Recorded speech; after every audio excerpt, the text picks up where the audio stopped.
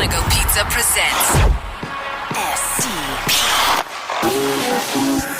The Steve Dangle Podcast with your hosts, Steve Dangle and Adam Wilde. So last night, we saw a guy jump from the top of a tunnel that athletes usually go in and out of to their dressing rooms. Yes. Dropped from the top of that onto another guy. I'd say we saw some raw entertainment. Wow. Yes, we did. Because we went to Monday Night Raw last night. Yeah. Adam and Jesse and I. Adam, wait, no. Adam and I. I'm tired. Here. Jesse didn't want to go. Here, let me sip this. So Adam and I, along with our friends Justin and Nate, went to Monday Night Raw. And it was the best. It was actually so much fun. There was a time growing up where like wrestling was like just as big for me, if not bigger than the Leafs. Right. Like the Stone Cold Steve Austin, like WrestleMania 14 against Shawn Michaels, like the height of the Attitude Era and DX. That was my time, man. I loved it. I was stunnering all my friends in the schoolyard. Oh, it was the best. You guys went with Justin? Yeah. Not Jeff? No. Wasn't it Jeff's birthday? No, I think that's today. Is it Jeffler's birthday? You couldn't take Jeff to Monday Night Raw for his birthday? I don't know if he likes wrestling. Bunch of bad friends. Wow. Well, he took you to Buffalo for your birthday. So. How can I be his friend when I'm his lover, Jesse? You can't Maybe we're trying to be down low about it. What the hell? The New Day, by the way, is the best tag team in history. I think since the Dudley Boys. Excuse me. The Bella Twins are the best anything. New Day are amazing. Yeah, They're so funny. Going to a live wrestling thing, you realize that it's all about energy. Yes. It is all about energy and just what they do with the crowd. A New Day match, it's non-stop. New Day rocks. New Day rocks. Woo! Woo! Did you guys have a sign? No, I didn't have What was the best sign? Yeah. Bork laser. I don't know why. I just saw someone with a Bork laser sign. It didn't make any sense, but they just put up Bork laser. Must have been something about Brock. Like I don't know. Bork instead of Brock. It was probably too much inside baseball. Yeah. The best sign was friggin' Bo. Bo leave. But before this. So there's matches, they call them dark matches, right? Where they happen before the actual broadcast. Yeah. And this guy named Bo something. I think it's Bo Dallas. Yeah, okay. Anyway, he comes out and he's got like a Donald Trump sign or like a Canadian sign. It's like, believe. And like he's supposed to be inspirational. So he's supposed to be like this inspirational. Oh, like believe. Yeah, believe. Yeah, do you believe? And it was so stupid. It was amazing, but really stupid. We saw Goldberg. Yeah, I saw Goldberg. He was the first one out. Saw Gold Dust, who's been there forever. Yeah. That was cool for me. That was really cool for me to get to see him wrestle. Who's the main event? So it was announced like I guess in the first half hour of the show that there was going to be a no disqualifications title match at the end of the night between Kevin Owens and Seth Rollins. Nice. And it was like half an hour, and they beat each other up across the Air Canada Center. They went into the crowd, and it was Seth Rollins that jumped from probably 12 to 15 feet. He jumped from high up, man. And landed on Kevin Owens, and then Kevin Owens nailed a garbage can behind him, too. And there were 2 tables destroyed. Nice. Which were we saw any blood? There was a couple matches where people got cut. Sami Zayn got cut by Braun Strowman. Did the title change hands? No. Of course not. Of course not. Because that dastardly Chris Jericho. Was Jericho there? He put on a mask. Jericho? No. But he put on a mask and interfered with Seth Rollins. Right. And then he got a powerbomb across the side of the ring. Do you know that Jericho has a list now? A list? A list of people that he's going to take vengeance on. And Kevin Owens are best friends. Yeah, just like Trump. Yeah. I am definitely getting back on board all the way with wrestling. I am all the way. Did Jericho cut a nice promo? Oh, yeah. It was great. Because he's got this... Of course he did, you stupid idiot. He's got this thing called the highlight reel with Chris Jericho. I know the highlight reel. Yeah. He's had that for years now. So now he wears like a nice scarf and a vest. And he's got this list. Skinny jeans. jeans. And I guess at Survivor Series, which was the night before, Yeah. Kevin Owens saved Chris Jericho by smashing someone over the head with the list. But Jericho was very protective of his list or his personal thoughts or whatever. So they're like, so ridiculous. it's so dumb. It is exactly what South Park depicts it to be. Yes. The soap opera for men. Yeah. Basically. So- we get together, we drink wine, and we there's go, he took his dirt. This is an episode of Passions. Yes. Yes. It's almost Latin lovers. Almost. Yes. And the best part about it was that Kevin Owens and Chris Jericho are best friends. They always talk about how they're best friends. And Jericho came out and he's like, I want to talk about whose fault it was that my list was scattered all over the ring. And You want to talk about whose fault it was? Roman Reigns. Not Seth Roman, Roman Reigns. So you thought they were going to fight. And then Adam and I tried to cut a promo. Hey, they had time to rehearse. We didn't. We're also tired. Honestly, just for the stupid fun of it, go and get so stupid. Go to the WWE once in your life. The New Day has this cereal called Blutyos, and they just throw boxes of it into the crowd. Blutyos. Like booty. Yes. They're just Blutyos. Cheerios, but they're called Blutyos. Oh, okay. We got to see Enzo and Cass. Enzo and Cass. Yeah. Everything was great. Charlotte. Everything was great. Well, what did Charlotte Flair say about Canada? She said that Canadians are stupid, which is garbage because that's not true at all. How dare she? Flair? Charlotte Flair. Wow. Did Rick come out too? No, he didn't. Mick Foley did a couple times.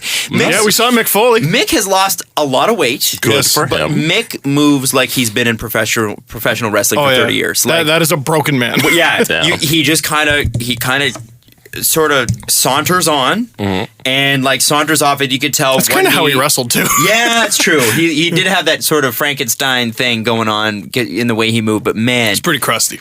yeah, he looks like I don't know if he's putting that on, but his joints must be sore. And when you hear, it's funny, we were in the upper level, the upper bowl on the first row. Sitting next to like a little girl, by the way. Yeah, And I'm just who had, like, I don't shades. care. I'm having 28-year-old fun. It was funny. We sat there and you could hear a slap. Wow. Like in the arena. Like I know that Charlotte got slapped a few times by, is it Sasha? Sasha Banks. Sasha Banks. Sasha Banks. And when she slapped her, it was like you could hear it. We were at least 20, 30 meters away. And you're like, wow, yeah, this really probably does hurt a lot. I didn't realize it. Again, this is my first live event. They mic it up brilliantly. So I think they mic the ring up in a way where you can hear They all mic the the floor slaps. of the ring. And they mic the floor. So ring, every time ring. someone hits the mat, it's like... and it sounds like the end of the world. They know how to do entertainment. Yes, they do. Oh, Yeah. you really, really, really learn to appreciate it a little bit more when you see it live. Yeah, they It's have the it down best, to a man. science. I spent my time thinking, what can the NHL learn? Please the fans. Please the fans. No, we need to, you know what we need to do? Take John Scott out of the All-Star game. And that's exactly what they have done. So if you've been demoted to the AHL, you cannot be voted in as a team captain. Doesn't mean you can't make it. Just means you can't be voted in by the fans. So, Now- sorry, Milan Mahalik, you will not be an NHL All-Star this year. You know, why does the NHL not think that fans will find a way around this? Someone's going to get in that shouldn't be. Well, we've already had a few suggestions on our page, and it was funny because it was mostly LA Kings. It was weird. Because it's in LA. Oh, okay. Well, I was like, why are the only suggestions they're from trying Los to vote. Angeles? Kopitar's dog. let's do it. We need a golden doodle on left wing. It does mean Frankie Corrado is eligible. Oh, does it? So is Matt Martin. So is Matt Martin. We need to find someone who will play along, because I do want them to want to play along, and we go for them. Who is Rory Fitzpatrick? Because Rory Fitzpatrick was all in on Rory Fitzpatrick getting into the All-Star game Yeah. in 2007 or whatever that was. I want that player. Well, Roman Polak. hang on. And I was thinking about this the other day. We won last year. We won. We did it. Yeah, and then the NHL moved the goalposts. Yeah. So now we got to ruin their fun again. Do we have to do that again? Yeah, Because I yeah, feel for like sure. we've already won, and because they had to move the goalposts, that even reinforces the fact that we've won, so we won even bigger. in retrospect. You know how sometimes Because I don't think we're going to get the same support this year. you ever encounter someone who has no sense of humor about something, so it only makes you want to emphasize that thing a little bit more? Who could you be speaking about? I have no idea, but it only gives you energy to continue doing it. Steve and I know exactly who each other's talking about right now, but we shan't mention my name. No, heavens no. This is exactly what that is. This only gives me... Remember last year when I felt bad about voting John Scott in? Yeah, no. I got that energy back again. Who are we putting in this year? Well, how many... We need to find someone who's cool with it and meets our criteria for definitely not being an all-star and get them in. Well, okay. And then we probably got to talk to Merrick versus Wyshynski too, because I'm sure they... Oh, yeah. I mean, we have the technology. We need to collaborate. We both had the same idea last year. It's the funniest thing because that whole thing materialized. We both had the same idea at the same time and launched podcasts basically one day after each other, thinking the exact same thing, never having talked to each other about it. I remember the moment I realized it was going to get out of hand was, so we did our show. And then I think it was either the next day or later that day, I was at CBC and I ran into Merrick. I go, hey, John Scott. And he goes, yeah, John Scott. Oh, you heard the podcast? I go, what? No, not yet. Have you heard our podcast? He goes, no. And I just go, did we just do the same thing? And he goes, yeah, I think so. And then I looked at the vote counter, and Scott was like way in the lead. I'm like, That's when we first heard about. Honestly, the first time I'd heard really about Shane Gostisbehere was you bringing Ghost Bear. Yeah, Gots to be there. Gostisbehere. And that was the first time we ever got on Deadspin. That's right. We got on Deadspin Because they did the John Scott article and they mentioned us. That's right. Yeah. We got onto Deadspin. I forgot about that. I don't remember. One day That was a we're gonna wild look back on that and go, that was kind of a bigger deal than we knew at the time. Yeah. Oh, yeah, for sure. Like, I am honestly surprised that there was not maybe more kickback from that, or maybe that will come. I like maybe the kickback is happening right now. We don't know about it. And then the Puck Daddy article comes out where Wyshynski's like, so the history of this whole thing. So it was definitely led by our podcast and the Steve Dangle podcast. And I'm like, Greg, dude, what the Yeah. Come on!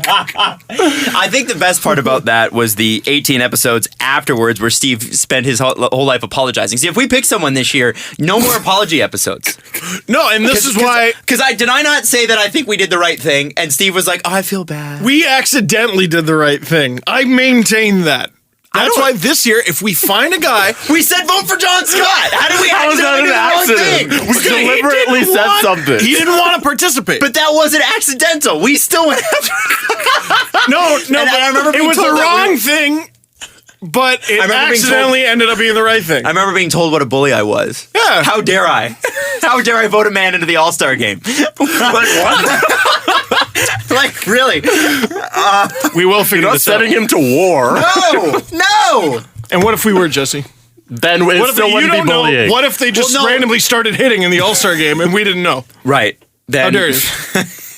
It's a good What if thing. Yager took him out at the knees? Well, then the other side, the Western Conference needed to, or another team needed to get another sheriff out there to make sure there was order, guys. That's what those guys are here for. Remember that. Brandon Bollig All-Star game. Yes. So this year, okay, my thing is this year, I'm not sure, and I could be wrong on this. I could be wrong. I'm a little worried about the same momentum. Because last year it was such a great idea, and it caught fire, and John was perfect.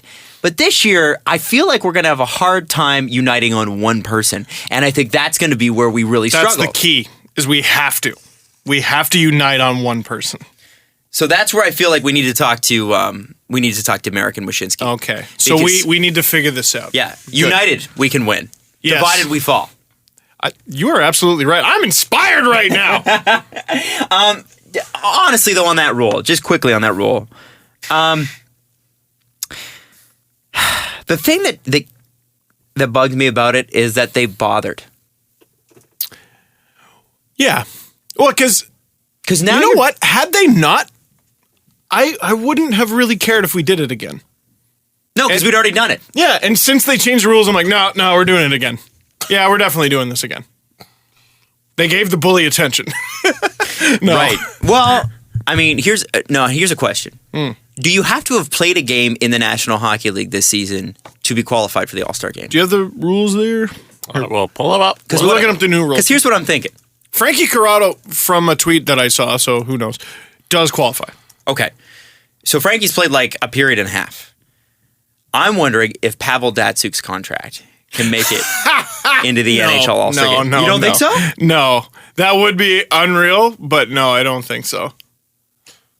Eligible players must be on an NHL roster as of November 1st. Okay. So, As of November 1st. So Yes. I don't know if Leivo qualifies. Frankie Corrado definitely does. Yeah, but again, the thing with John Scott was that it was a fish out of water effect, right? The thing that made that work was that John would, under normal circumstances, not be there. But the people chose him as their hero because John Scott, in a way, as much as we sort of disliked him over the Kessel stuff, remember when he attacked Phil Kessel in that game and made David Clarkson go out and defend his honor and get a 10-game suspension. I think the thing about John Scott getting into that game was that he was big John Scott, and everybody knew that John Scott was there for one reason, and it certainly wasn't putting goals home. Mm-hmm.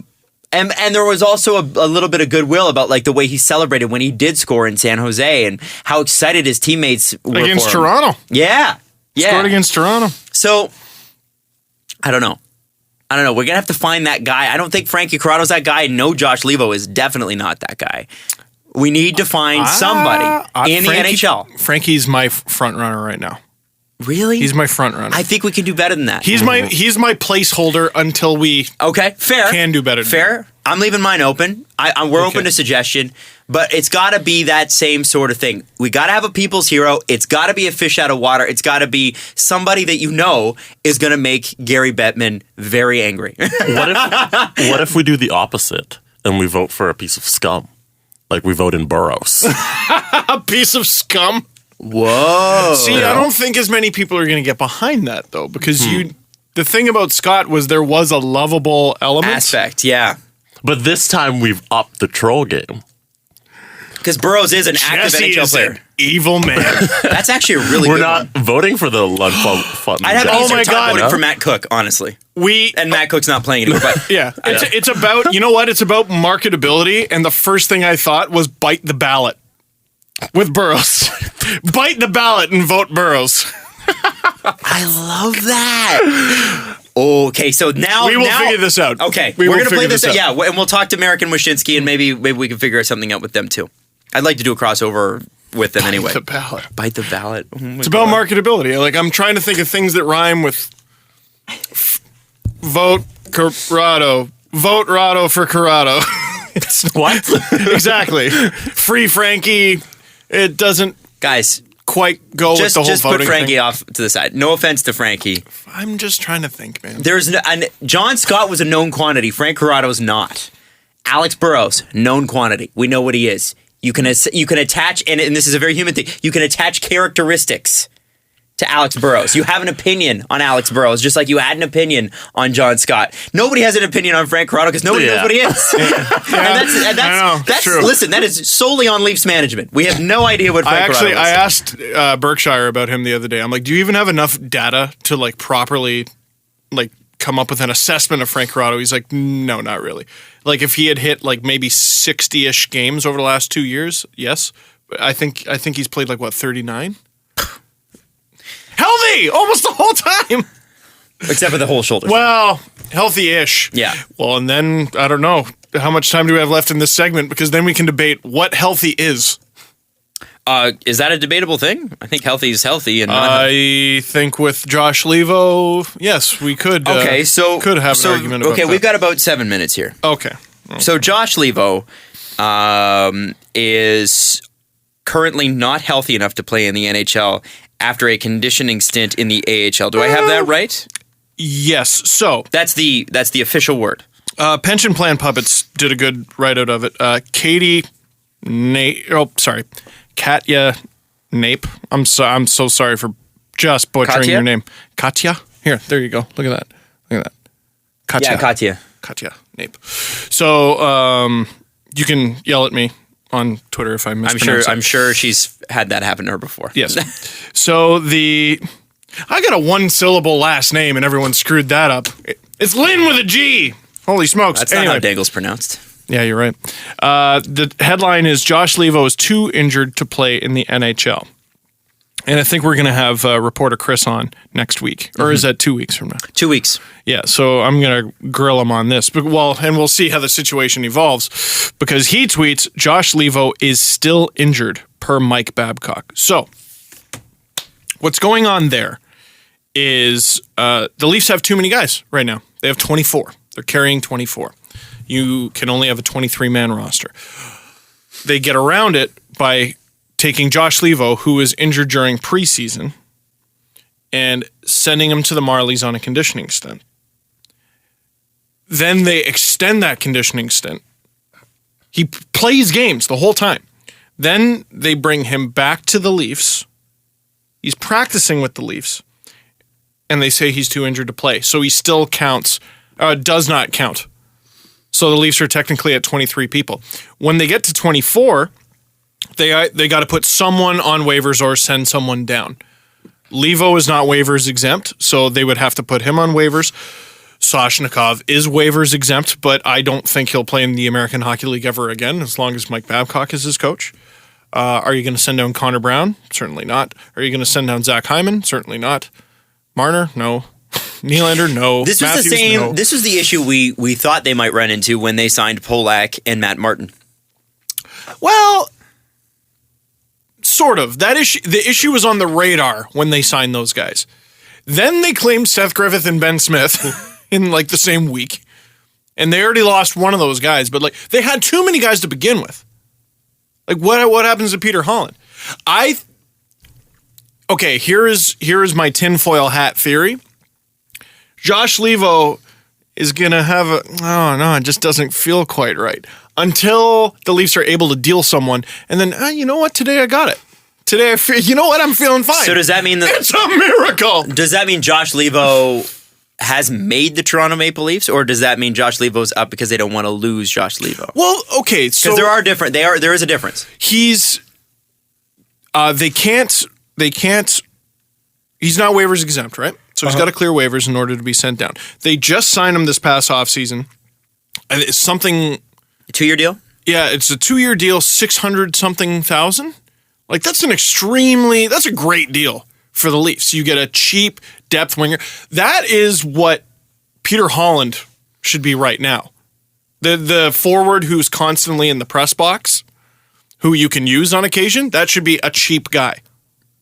Not someone making over $1 million like Peter Holland is. Do you have the cap friendly there, Yeah, Jesse? Leivo makes $612.50. That's amazing. 2 years. And what's Holland at? Holland's at 1.3. And the really confusing thing with the Leafs is the names that keep coming up in this conversation are Leivo, who's surrounded in mystery here, or shrouded in mystery, Holland, and Corrado, the two constant healthy scratches. All three of those guys were re-signed in the summer. They re-signed two guys who they're just not using. Now, are you questioning the validity of the claim that Josh Leivo is injured? Jesse is. It's hard not to. And I was talking to a few people about this yesterday, and they're like, okay, well, as a fan, you got to be happy about this. And as a fan, I am so stoked that Lou Lamoriello is my team's GM. Oh, I would just hate him if he was still the GM of the Devils or of anybody else. Because there's so many things there's a reason they call him Loophole Lou. And I don't know if he was always doing stuff like this with the Devils or if it's just amplified now that he's in Toronto and I'm paying attention to all the minutia. Holy smokes, is this guy just crafty? Well, so crafty. So here's my rebuttal. Mm-hmm. And it's not that I disagree because I know there have been there have been loopholes found. Yes. I mean, like, look at Stefan Robidoux. He's a special advisor to the team. What does that even mean? And nobody's allowed to ask. Joffrey Lupul is working on recovering and playing hockey again. I bet he is. As he was courtside at a Raptors game last night. Oh, was he? Yeah, he was. Yeah, they showed him on. LA? Yeah. Oh, wow. Yeah, he was at the Clippers game. I loved when people were tweeting. Joffrey Lupul tweeted a picture that seemed to indicate he was at a Blue Jays playoff game. I'm like, yeah, check my Twitter. I tweeted that he was at a Blue Jays playoff game. I saw him with Shane O'Brien. Yeah. Yeah, he's ootin' a boot. He's living. He's allowed living. to live. He's alive. He's not a ghost like Robitaille was. No, just disappeared. Prior. Although he didn't really disappear either. He was going and coaching his son's team. But but like here's the they don't send reporters to those. True. The rebuttal to the Leivo question is this. Okay. If you are the Toronto Maple Leafs and you want to keep Josh Leivo, do you really need Peter Holland? Now, hang on to that for just a second. If the answer is, yeah, we'd like to have him, then send him down. And yes, you have to put him through waivers. Who's claiming Peter Holland and his $1.3 million? Who's claiming him? I keep saying I think he's a great fit for what the Canucks want. He's a fantastic fit for what I don't know why they didn't claim Seth Griffith. I don't know either. There's another great fit for what they want. They want offense, and it's on the cheap. I don't think anyone claims Peter Holland. No? No, it's too early. Now, later in the season, it might be different, but I think there's a lot of teams who don't have the same handle on the cap that maybe the Leafs do, because they may not have. There's a lot of teams that don't have straight-up capologists, right? They all have, they have other deals. Well, I think every team now has someone that's in charge of it all, but that doesn't necessarily make them an expert. Right. Yeah. Right. So, if I were the Leafs, and there has to be a reason they're not doing this, if I were the Leafs, I would send Holland down and take that risk, because you already have Ben Smith, who you clearly like in that position, right? Sure. And you have centermen down there that you can bring up. Yep. You do. Now, I don't know if they got to clear waivers. Is Brooks like a center? Colin Greening a center? Yeah, but then you got Brooks like on your cap instead of having some buried. Some buried. Okay, Colin Greening. Same deal. Byron Fraze to me is the logical option. Then Byron Fraze, fine. Who, it really is inconsequential. I am a little, I do in this case feel like Josh Leivo might be still hurt. Because I don't think Peter Holland, I just don't think they'd hang on to Peter Holland just for the sake of it. They don't need to. The optics are terrible. I think there's a very good chance he's hurt. Yes. I don't think he's faking that. But the optics are terrible. I tweeted yesterday, so Leafs, what's up with Josh Leivo? Oh, well, the thing about Leivo is poof, and then a puff of smoke comes, and then once the smoke clears, there's a press release about the new Leafs Centennial jerseys. That's right. That's just sitting there. Look at the jerseys. Ooh, which we have to talk about. Which we got to talk about when we come back from break. It is the Steve Dangle podcast on Sportsnet 590 The Fan. Gentlemen. Yes, sir. I don't often get to say this, but I was right. Oh, wow.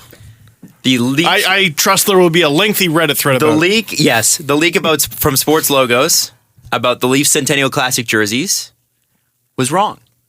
They weren't far off. They weren't far off. Yeah. This is going to be interesting. They were wrong. Yeah, they were wrong. And I said it at the time. The gold did not make sense on that jersey. And now, having looked at the Leafs jersey, I like it a lot better without the gold. That's for sure. Now, here's an interesting thing there. So I was getting into this. I tweet right away the second I see the jerseys. That still wouldn't be my first choice, but way better than I thought. The patch looks nice on the shoulders. It looks way better on the players. Can I be the guy that says I like them? Because I like them. I don't mind them. I like them. I don't mind them. I think they're really nice. I think it could be better. I think you could be better. I could be. Can one of you get me a free one? The second I figure out how to get me a free one. Wow. Yeah, no, it's fair. Like when it comes to free stuff, it's like on an airplane when you have to take care of yourself first if you're putting the oxygen mask on. Steve gets the jersey first for himself, and then he makes sure that you can get one too. Jesse's getting cocky. You got him one World Cup jersey, and now he just thinks he's entitled to jerseys all the time. Hey. Let me tell you, I am the mayor of free things. How dare you? Do you guys want to take a look at both of them now that we have them both? You have them side by side? Yeah. I tweet right away. I like these jerseys. They look that's a lot different. They look different enough. Now wait though. The Leak jersey and what the Leafs put out is a lot different. It's funny that you should mention that, because then Jeffler pipes up and he goes, well, if you color correct the photo, there was never any gold to begin with. So supposedly that's just lighting issues. It was never actually gold. It was always that kind of gray, is it silver like the color sandal thing. But I can. Or the dress, maybe the blue dress. Well, it is blue and gold. It might be. But I can only go by what I'm looking at. And what I see is gold. And what I saw is gold, and it looks stupid. Show me the Leafs jersey part again. And okay, here's what I see too. It's an airbrushed photo. Look at the crest. Yeah. Look at the crest size there, and then go back to the other. Well, see, that's an infant jersey, though. Oh, okay. Like, I've never seen it before where the leaked jersey was a toddler jersey. It looks like crap. Well, maybe if it was color corrected, who knows? You know who that looks cute on? A toddler. It's not the same though. Not on Tyler This Bozak. doesn't look No, like it doesn't the look other the same. one, That looks like a mess. Yeah. Now, the main criticism, it was funny. A lot of people were criticizing how much this jersey looks like the new Panthers jersey. Yes. No, I think the biggest criticism is if you go back and look at the Montreal Canadian Centennial jersey, the blue one with the, I think it's the C in the middle. Which is the throwback Montreal Canadiens logo? It's the same jersey. It's the same thing with a different logo. That to me is the main criticism. No, not that one. Type in like blue. For anybody that's Habs listening to Centennial this jersey. and wondering what the hell we're looking at, I don't know either because Jesse and Steve are figuring it out, but we'll describe it to you That one. in due course. Steve has apparently found it. Adam, look at that. It's the same jersey. Or Montreal tried to go after the Leafs colors. Get out of here, Montreal. Oh yeah, it's super stupid that they had a blue and white jersey. Yeah, that's ridiculous. But No. the Leafs have on Montreal. white armbands and then a white thing in the That's on middle with the Montreal. logo over it. That's on That's the Montreal. same jersey. That's Montreal's fault. That's their problem. It's Montreal's fault from 2009? Yep. Come on, Adam. Yeah, it is. Come on. Why are you going I'm the biggest Leaf fan there is, and I think that's Okay, shoehorning it. Steve. This is Why I do have you a go big shoehorn if you in are it. the Montreal Canadiens, blue Yeah. and white? Stupid. Totally stupid. They tried out a bunch of different jerseys, and that wasn't even the ugliest one. They had one that had like 30 stripes on it. Yes. That was the dumbest looking. Oh my the god! Look at that. CAC. And it's got a leaf as the logo. One. Yeah, but you gotta. Well, yeah, to just so we don't get a written complaint CAC. about what Adam just said. CAC. Yeah, it says CAC in the middle. What does that stand for? Do we know? Canadian? Athletic Club. I don't know. Probably. It's not bad. It might be Club Athletic Canadien. It's French. It is backwards. There you go. Backwards it is. I can't conjugate anymore, so I don't know. But I dropped French after Listen, grade 10. I like the jerseys. I think the Centennial Classic jerseys look great for the Leafs. I fine, might be in the minority. I think they're great. I think they fine. look great. I think Detroit's look really good too. I like the silver on the wing. Totally disagree with Detroit. Really? That it looks foolish. It's the Leafs. It's last year's Leafs home jersey, but red. Like everyone's just ripping each What, you other don't off. like it? No, I like both of them. I think both of them look great. Look, they both look great, but wait though. You could have can't buy designed an action figure with them on it, so they're not good. not yet. I will be able to, and I will just to spite you, Adam. How dare you? I'm sorry. No, it's just if I were to design the Leafs jerseys and the Red Wings jerseys, I came to that same conclusion. Mm-hmm. That's the Leafs jersey. Like, look at that. If I were designing the jerseys and I came up with those, I'd be like, oh wait, these just look like they belong to another team. Let me fix it. Let me go back to the drawing board and see what I can do here. Well, okay. Fair enough. And listen, this is difference of opinion over jerseys. I know I'm going to get hate tweets going, "You're wrong," and then I'm going to get a bunch of tweets going, "You're right." It's like, it's subjective, right? It is really up to what your tastes are, what your personal tastes are. Yeah. Jesse, I did They're notice. both fine. I noticed something though. I noticed something about the picture. Can we pull up the Toronto Maple Leafs actual jerseys, the release with Tyler Bozak and? Oh, I think what are you going to say, Adam? The one I was showing you? Yeah. Yeah. Okay. Okay, so we got 4 assistant captains there. We got Morgan Riley, we got Tyler Bozak, we got Leo Komarov, and Steven? That looks like the Hun dog. The Hun Dog. Pissin' Hundies, Matt Hunwick. Now, what do you notice about that? About the photo? Well, it's not a great representation of where the Leafs are going. That's for sure. Other Okay. than Morgan Riley, I mean, Okay. who is there long term? We don't know. Like, how isn't Matthews there? How isn't Matthews the guy you're marketing? Who else would you put on there?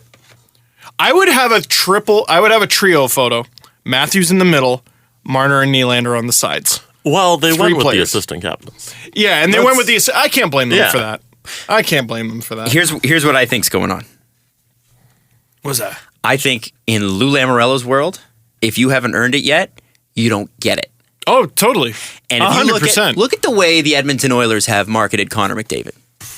Everything. And we talked about this a couple weeks ago where, Sidney Crosby and Connor McDavid through 58 games. Who's a better player? Do you notice? By the way, Connor McDavid went on like a 10-game goalless streak and then had 2 hot games, and he's leading the league in scoring. It's ridiculous. He's so good. He is so good. He is so good. During his goalless drought, he still had 7 points. He's amazing. However, do you notice that Connor McDavid had a Rogers commercial, our parent company, or at least my parent company for where we all work, not for this particular podcast. It's weird. Anyway, we don't need to get into that. Yeah. It's a partnership. He had a commercial with Mark Messier, second leading scorer of all time. Harumph. Had a commercial with him before he'd played a game. In fact, before he'd even played an exhibition game. Oh, the cell phone one? The Rogers cell phone one. Oh. Now, to me, that kind of stuff was probably offered to the Leafs, but I can almost guarantee with the way that Lou Lamoriello operates, and I like this a lot, that stuff ain't going to fly in Toronto. Because to me, what they're doing this year, how they're setting it up, even what Mitch Marner said, we're honoring 100 years of history here. It's an honor to put on this crest. They are changing the mindset. There will be no more Muskoka Fives. There will be no more of this complacency. This is the team where you come to rest and relax. They've gone in a completely different direction. No more easy times for players. We're going to treat certain players like garbage. yeah, and we're going to ask Milan Mahalik to waive his no trade clause and then send him to the Marlies. It's a business. Holy smokes, is it ever? It's a business. And I think it's just interesting to watch the different mindsets. I'm not saying one is right over the other. I'm just saying McDavid, forefront in Edmonton. Austin Matthews, though he has not played, I would say points-wise consistently, I think he's played pretty good hockey. It's interesting to see that the Leafs are not marketing their young stars. Because they are, quite frankly, they are the most marketable players on the team. Those 3 guys, Nylander, Marner, Matthews, are easily the most marketable Toronto Maple Leafs right now, and they're easily the most talented Toronto Maple Leafs right now, but they haven't earned it yet. By the way, wrestling gave me an idea. The New Day? Nylander, Marner, and Matthews are a triple tag team called the New Leaf. New Leaf Rocks. What's the Leaf cereal? Rocks? What's their Leaf Rocks? What's their cereal? They need Nylander. Blutyos? Blutyos! Oh man! Yes! Even Jesse's laughing. Blutyos. Not out loud, but he's like Blutyos. Who's gonna beat the Leafs? Who? We need that. But did I tell you, by the way, Frederik Andersen and Jake Gardner passed me in the hallway just before you got there yesterday? Yeah, you did. Oh, so they were at wrestling? Yeah, they were there too. Oh. Frederik Andersen is tall. Oh. Tall Frederik Andersen? Tall. Very tall man. Anyway. Well, he's a goalie. Sorry, my last thought there was, do we need to care about who's on the poster? I think we do. Or I think the Leafs do. I don't think we do. I just think I was merely pointing out that it's an interesting philosophical difference. And I don't know which way is right and which way is wrong. I think Connor McDavid, it really doesn't matter what poster you put him on, he's still going to be the best player in the world one day. Right? Like he's just that good. He's going to pass Carey Price. Wow. But we have seen players under the spot who are given too much too soon become superstars for a 45, 50 game stretch here in Toronto. And then do nothing. And I hate to bring this up, but Joffrey Lupul's one of those guys. Joffrey Lupul, think? Yeah. No, I think that's just a tragic story. Do you? Yeah. No, because I look back at Joffrey Lupul's stats now, and I'm not saying he was great. He was great, but Joffrey Lupul was great for a season and a half. And his body just kept betraying him, man. But that doesn't mean whether it was recurring injuries or freak injuries, like but the point is blocking his own teammate slap shot and breaking his arm. I think the philosophical difference is you have to win. You have to win to accomplish it. And he was given that deal, and he was given all sorts of promo through a billion clothing companies, which he's well within his rights to do. He got naked for a magazine. Yep. Absolutely, and they were considering whether Joffrey Lupul was going to be the captain of the team. I think we started at the show saying he might be the captain of the team. Oh wow! And now he's in the press box having Blutyos. I'm just saying, I feel like, and that is not a slight on Joffrey Lupul. I just think it is the Toronto Maple Leafs going, no, you're going to have to win something. No, you're going to have to do something. If Matthews has like 12 goals now and the Leafs are like in a playoff spot, you think he's on the poster? No. You just think there's no way he's on the poster? Not this year, not next year. I also just think it's a poster. I mean, the kids are the story of the team this year. These details matter. These details matter. I just think the kids are the story of the team this year, and they have a likelihood of being the story of the Centennial Classic. They're the team's best players. It means something when a 19-year-old walks in and you give him the key to the city. Oh, totally. And that's And the poster is something that would lead to that. Okay, it's 100 years. Why are you putting Matthews on the front? He hasn't earned it. Yeah, He just got here. I am surprised JVR's not on that. I know they put the leadership group up there, but JVR should absolutely be on that poster. Yeah, he's one of the top 100 Leafs. He's not an assistant captain. How about that? Weird. Huh. He's one of the top 100 Leafs of all time. They put him in that. He should be on that poster. Team's leading scorer. Anyway. I mean, they took these a while ago, I'm assuming. Mm-hmm. I don't know. Who knows? Interesting. Just interesting. Okay. Interesting thoughts. Hey, later tonight, because everything happens after the podcast is recorded, so by the time you hear this, you probably know what the name of the Las Vegas franchise is finally. You probably know what the jersey looks like. You definitely know what the colors are. We don't know at this point because we've recorded it early. 8:30 p.m. Eastern. Which is the only time zone that matters. Yes. Our Latvian buddy Ivis Kalnic sent a tweet earlier today. I retweeted it. It's now at 65 retweets. There's a Twitter account. I'm just trying to say that when I retweet something, it turns to gold. Is what I'm saying. Okay? The impressions are 8,486 You should see the cloud impressions. score, you guys. Oh, Jesse, no. I'm sure it's way higher. It's way higher than that because I touch it, and also the cloud score. It's just fantastic. I think I gave love him it. 42 follows just from the tweet. Adam Wilde doesn't respect my Twitter. Sad. Crooked Steve. Lion Adam. He tweeted a protected Twitter account, and that account is Vegas Knights NHL, and it says Vegas. Well, that was dumb. Vegas Black Knights above it. So I don't know. Well, that was really dumb. I think it might be the Vegas Black Knights. Why would they not hide that until 8:30? Could they not contact Twitter and be like, "Hey guys, you want to hold it?" That's Well, you're right, Adam. It would be the first time an NHL team did a stupid thing. Oh, well, yeah, that's true. Just he's like, well, why are these people hiring Sasky to do their stuff for them? I just don't get it. I think the Canadians should set up an autofilm for them again where you can celebrate their 100 years. That'd be great. Ooh, if you don't know that story, you should look up the story about how the Canadians set up an auto tweet function. Jesse, I'm going to say they shouldn't. No, I'm going to say they shouldn't. What? Hey, what could go wrong with the name Black Knights on a filter like that? Oh, probably nothing. What should we name our son? Art, Bart, Dart, or Cart, Dart, E-Art? No, that's fine. No one's going to make fun of him. Oh, man. Good times. Good times had by all. Quickly, I want to mention, too, is it Gensel? Gensel. Imagine you play your first game in the NHL and you're playing with Malkin and Crosby. Not bad. No, I think it was... No, wasn't his line Malkin and Kessel? Malkin and Kessel. I think he was playing on the left side of Malkin. Wasn't Crosby on for one of the goals, though? Probably. Yeah, like that's what I meant. Like you're playing on a team with. But yeah, Malkin and Kessel are his line mates. Did you see the replay of his first goal on his first shift? His family. His first shot. His brother. Just losing their minds for this guy. Wanted to rip his own sweater vest off. He was so excited. I was waiting for him to score 5 goals and beat Matthews. I was like, it's going to happen. Imagine the articles. You know, Jesse always makes up a good point. If the Cubs had lost the World Series, better story. Yes. Right? Mm-hmm. If he'd scored 5 goals, better story. Because how many articles would go out today going, is he better than Matthews? Because I guarantee you there'd be at least 3. Jake Gensel passes Austin Matthews, who's in the midst of a 12-game goal drought. Comma.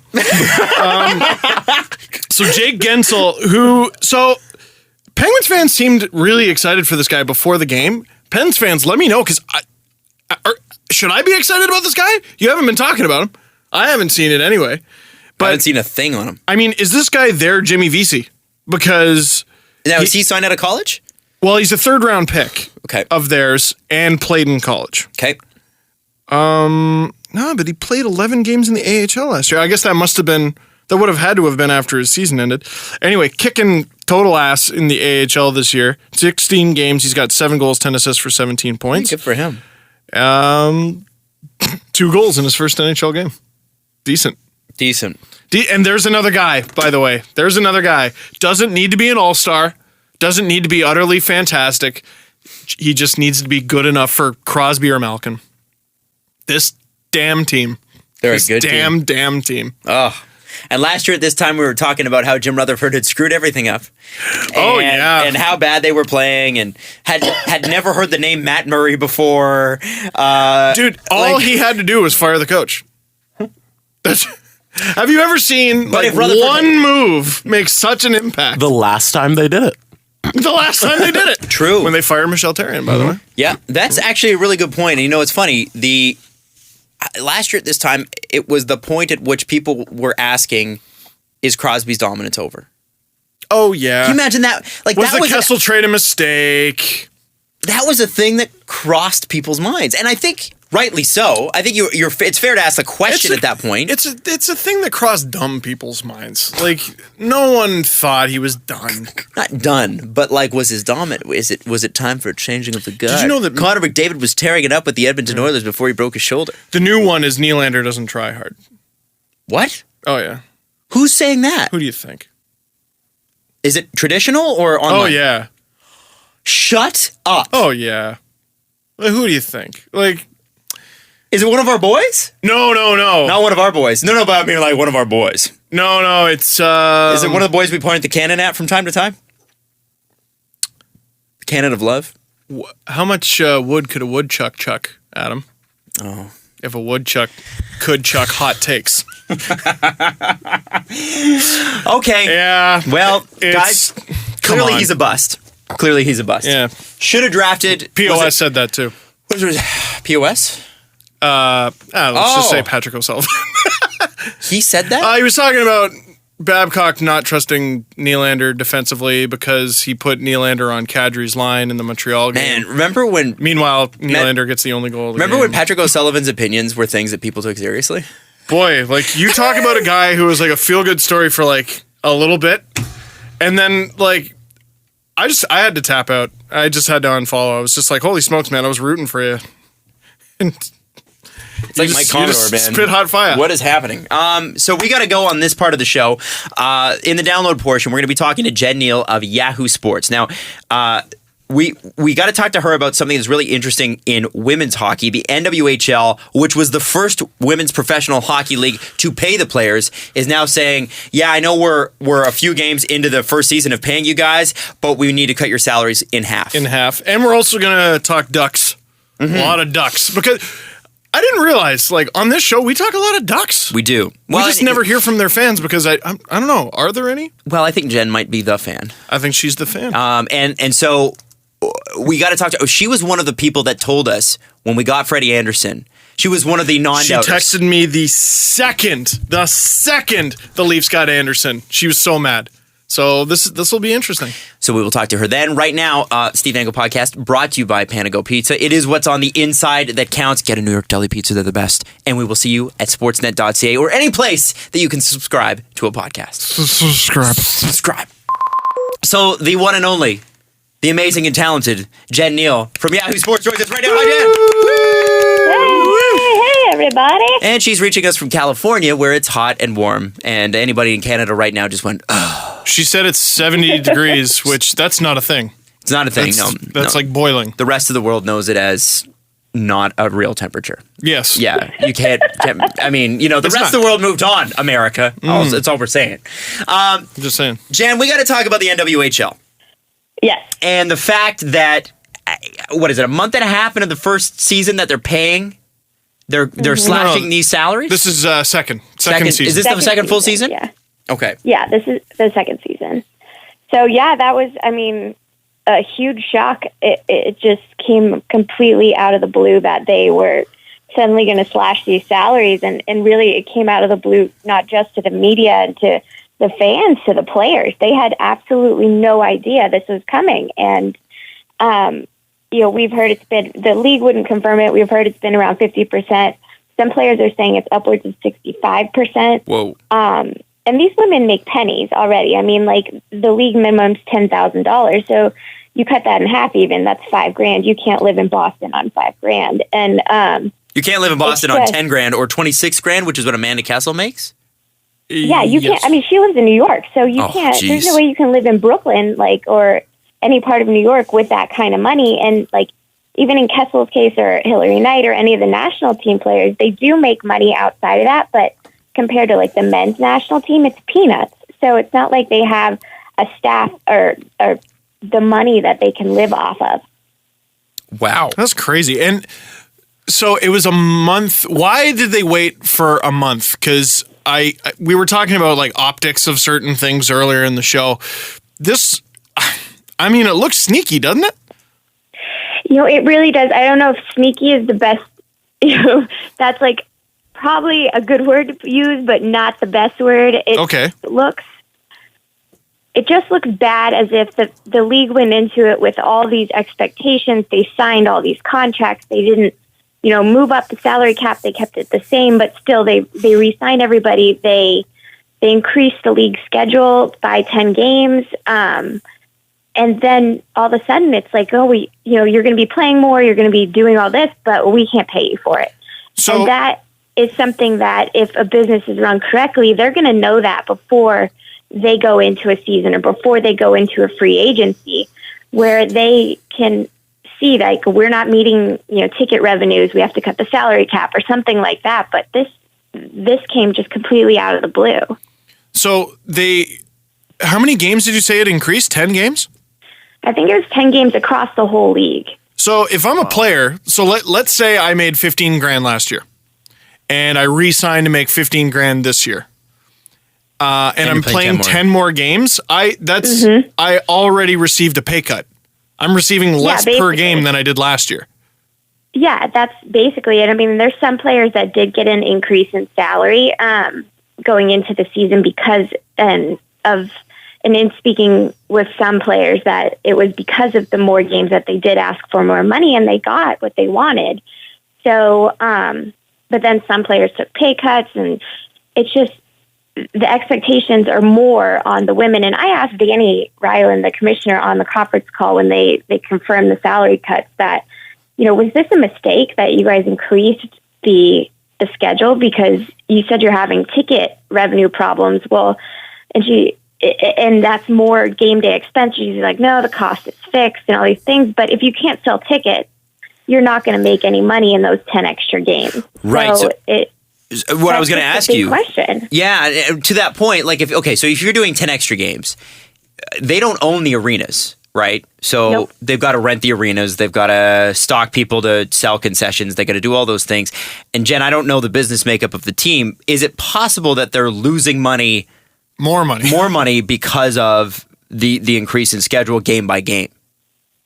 I think that's a possibility. I mean, Danny talked about how a lot of the teams are run mainly off volunteers, which is true, but still there are, and as she said, fixed costs with, like, renting ice time, renting the arenas.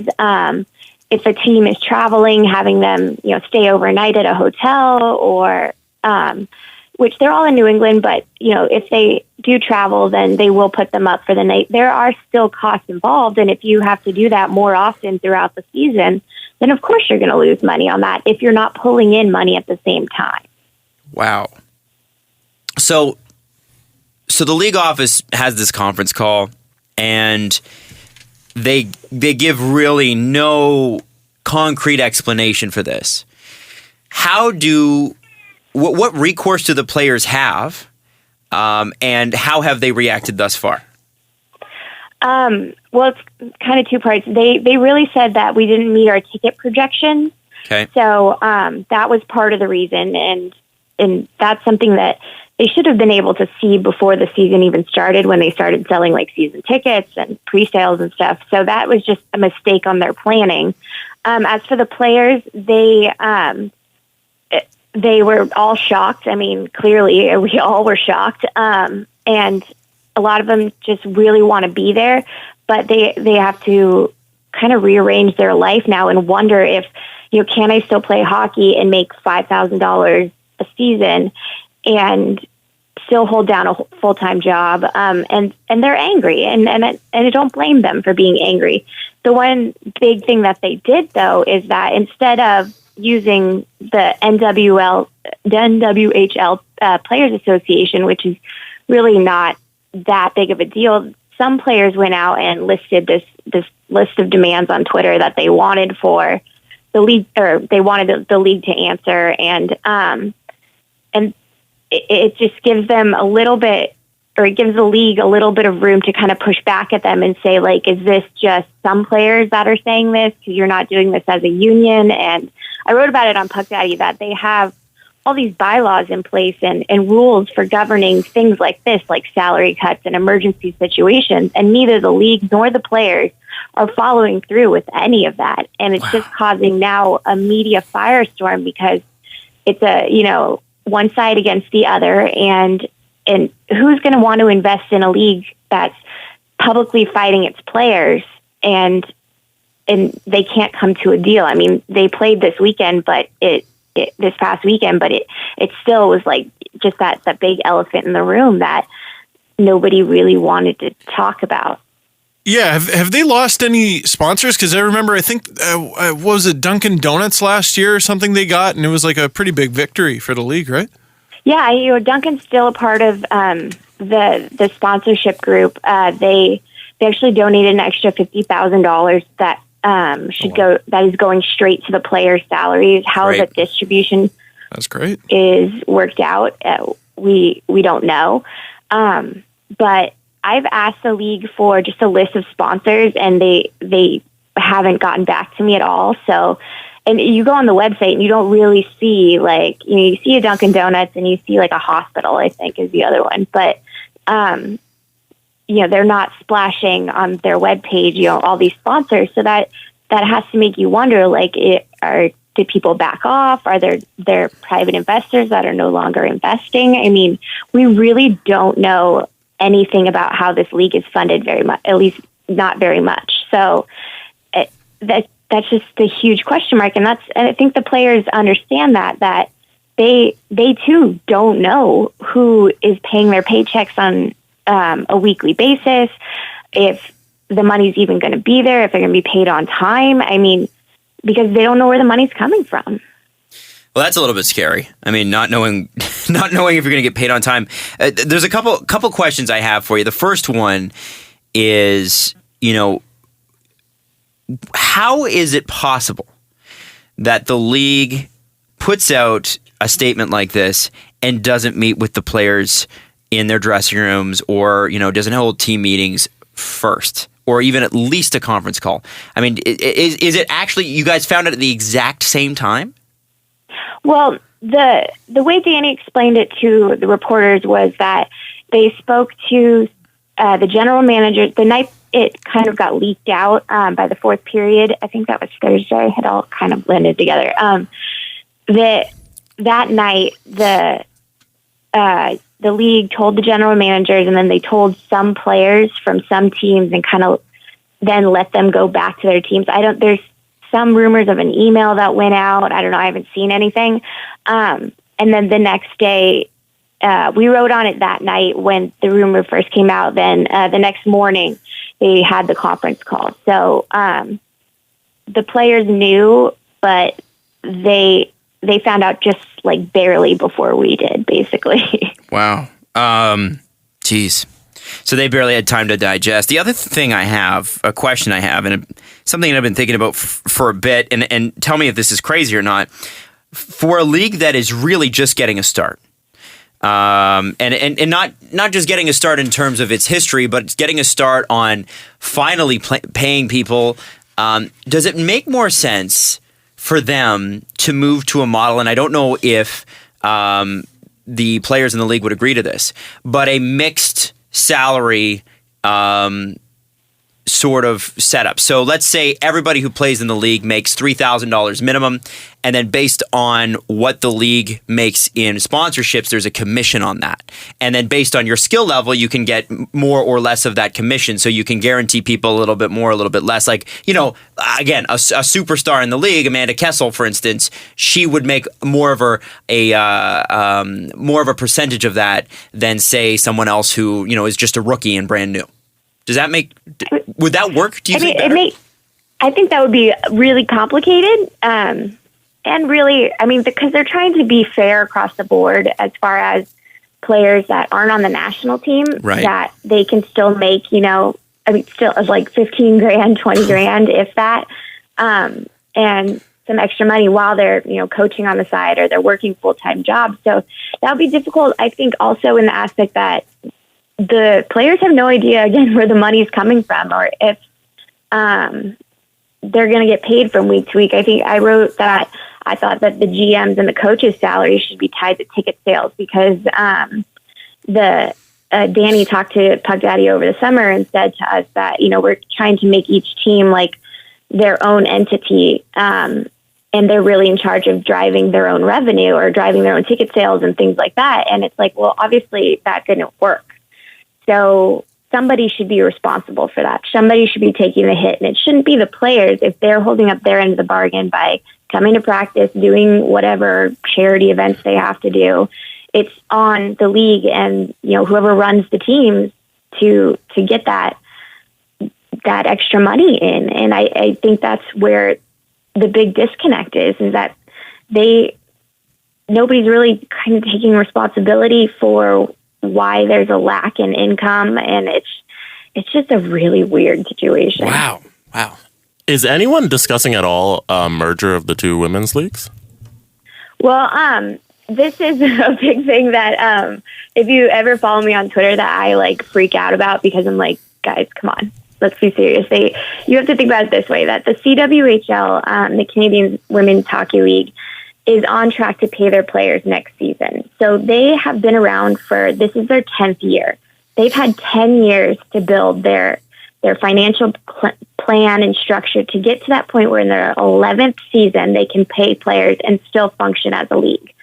So to bring in, if they were to fold one of the Boston franchises, but then bring in the 3 other teams from the NWHL, that's something they couldn't have planned for.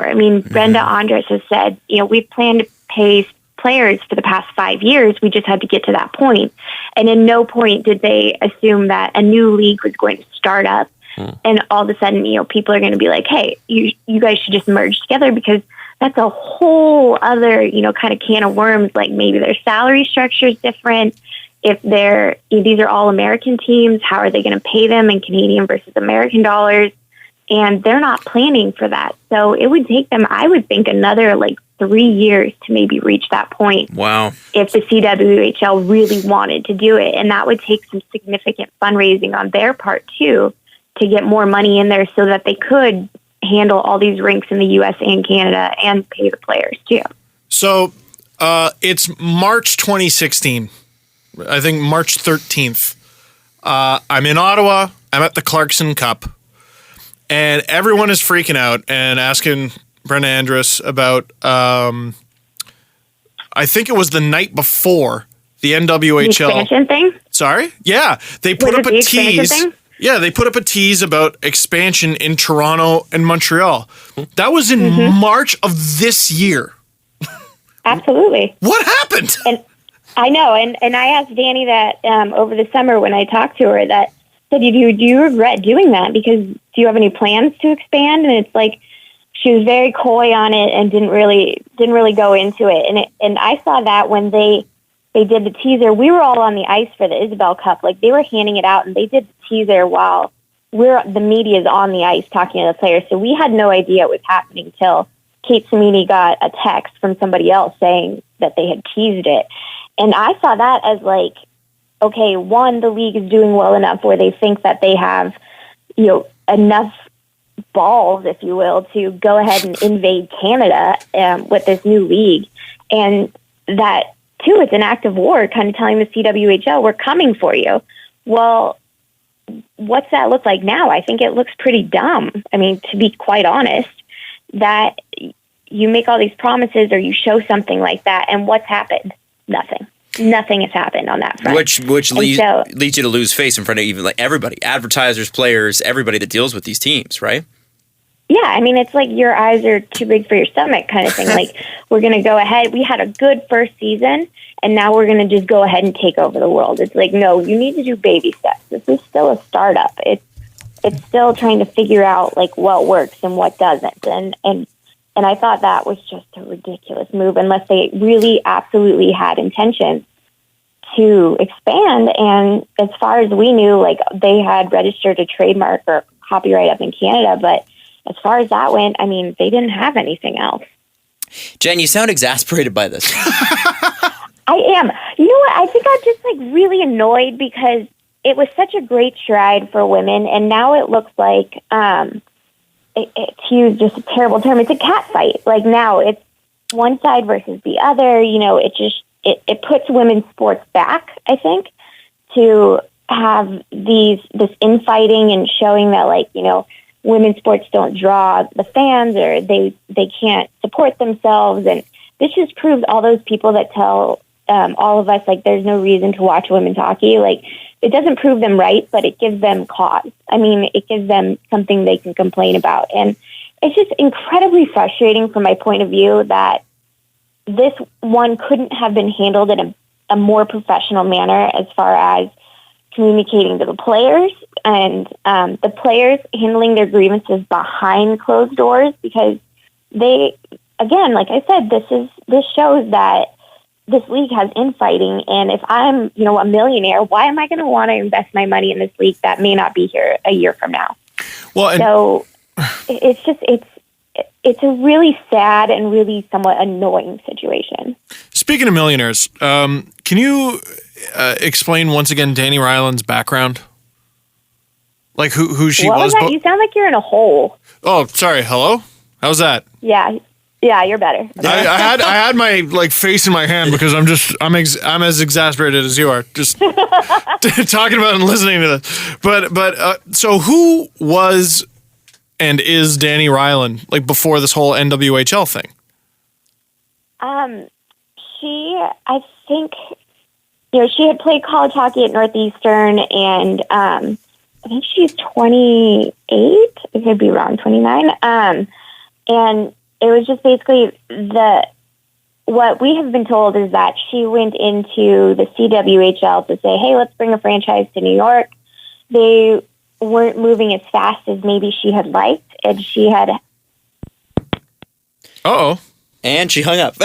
We'll have to call Jen back. Give us just a second here. Shoot. Steve, do you want to just give me show me her contact? Damn. That was going to get really interesting. Well, not that it wasn't, but like... I think the NWHL shot her. They came for it. No, but like... Imagine? Like, that's amazing. Bon anniversaire. The killers came for her. What a story, right? Like, they don't have the... They're not moving the franchise fast enough, so she just starts her own league? Like, that's interesting. Yeah, but that's all stuff we knew. What I was trying to get to, and we'll get to it with, when we get her back on the phone, is like, I think, based on what I heard, and this information might be wrong, so we'll ask her, obviously. I thought she came from money. And yes, she looks foolish here, but she'll be fine. She can afford to look foolish. She can afford to look... Thank you, Jesse. That's actually a really good way of putting it, I think. These players, I mean, they're going to have to decide, like, mid-season, like, can I do this anymore? Mm-hmm. What happened? We're not sure. I don't know. We thought the NWHL sent snipers to take care of you. I was like, blame Donald Trump. And you were just about to tell, like, that story. I was like, what? Yeah. That's how the NWHL started? Oh, my God. Yeah. So here, before you continue, Jen, let me say what I just said while you were not... connected to us because it wouldn't be fair otherwise. So what I had heard, and tell me if this information is wrong, basically Danny Ryland looks foolish right now, but the way Jesse put it I thought was good. She can afford to look foolish. Like she's got the money. Well, what I'm told is that she is taking in maybe $30,000 in salary right now. That's from the league though, right? Yeah. So what? But prior to that. I mean, I don't know like what her family's like. I know her dad played in the NHL, I think. But Okay. Well. I don't know where she got money, but she got money from investors and like all the crazy people that sent all those weird emails during the summer. Oh, I missed that story. Oh yeah. Can you fill us in on that, please? Because I don't think we really covered that. Oh yeah, you're on air or off air? No, right now. Yeah, if you can do it on air, yeah, let's talk about it. Yeah. Well, whatever you wrote about and whatever you're comfortable with. Yeah. You know. Oh yeah. So where do I start? I don't even know where to start. Okay, so didn't people just start getting a bunch of psychotic emails? Yeah. So a bunch of women's hockey writers like myself, Kate Samini, and others started getting these crazy emails telling us, from these random email addresses like Marty McFly 86. Yeah, I know. It was like, really? Come on. Just telling us like all this quote unquote insider information about stuff that was happening. And then there was like leaks of internal emails and, things from like Bauer telling them that they hadn't paid. And then there's threats of lawsuits. And this was all last season. And we wrote about some of it on Puck Daddy, but we wouldn't write about all of it because one, we couldn't verify it. And there was one person, and I'm going to leave this person's name out, but they kind of circled around this person who no longer works for the league. And in talking to Danny during the summer, she kind of alluded to that they took investment from kind of like white knight investors, like guys who wanted to, and it was guys who wanted to come in, swoop in and sweep this women's league off their feet and make them into this this great successful league, but they wanted a whole lot of control and there was like no non-disclosure agreement signed by the league, and so it just ended up like kind of blowing up, and we'll still get an occasional emails. Like I won't write about them as much because I just think that at this point it's not even worth it. But there is a lawsuit against the league right now by one of the investors for $650,000 in damages for that's crippling. Not like living up to their end for the league not living up to like their end of the bargain. And it was Michael Moran who was this investor, and he ended up being the marketing officer, and then they got rid of him or something. And that's in litigation right now in Massachusetts, I think. But I asked Danny on the conference call if the lawsuit had anything to do with them not getting sponsorships or them not taking in the revenue they expected, and she said no, flat out. So okay, it's like a drama. Like I could probably write a pretty good movie off of this if I ever felt like it. Wow. It's just it makes me mad, and again, I think exasperated is the right way to put it, because it just feels like this is taking us 20 steps back and trying to do something that started so well and so had so much coverage at the very beginning. Now is just looking almost foolish because the players are they're getting screwed, and the league isn't in a place where they can tell them like it's going to be okay. You'll get your money back at the end of the season, which they said if they found new revenue streams or something, like they would find a way to compensate the players, but they don't know if that's going to come. They don't know if they're going to play from week to week. Did you see the tweet yesterday? I'm trying to find it right now. Did you see the tweet that before one of their games during warm-ups, they played Bitch Better Have My Money? Yes. That was funny. I saw that right before, I think I did, it was like hockey prime time on Sunday. And they had just come out with that. And I saw it and I was like, oh my God. It's about to get, It's like, well, couldn't that be a coincidence? It's like, yeah, but that's a really strong coincidence. I mean, that's pretty gnarly. And another thing was that, and we don't know if this has anything to do with it, but Hillary Knight was a healthy scratch, didn't travel to the game in Buffalo, and when Boston played Buffalo. And so we don't know if that had anything to do with it, if that was like some kind of civil protest. but she hasn't played a lot this season because she's had, I think, some injury issues, but she wasn't in the game, wasn't with the team. I mean... Yeah, and someone, I want to say Hannah Beavis, confirmed it was a healthy scratch. Yeah, it was a healthy scratch, but she didn't even travel. Okay. That was the other thing. Interesting. Yeah. On her Okay. Snapchat, apparently, it proved that she didn't travel. Oh. So, okay, I want to get to the Ducks, but before we do that, because we've been so negative about this whole thing. Yeah. How can fans support these players? Because in the end, the players are the ones getting screwed here. So how do we support the league? How do we support the players?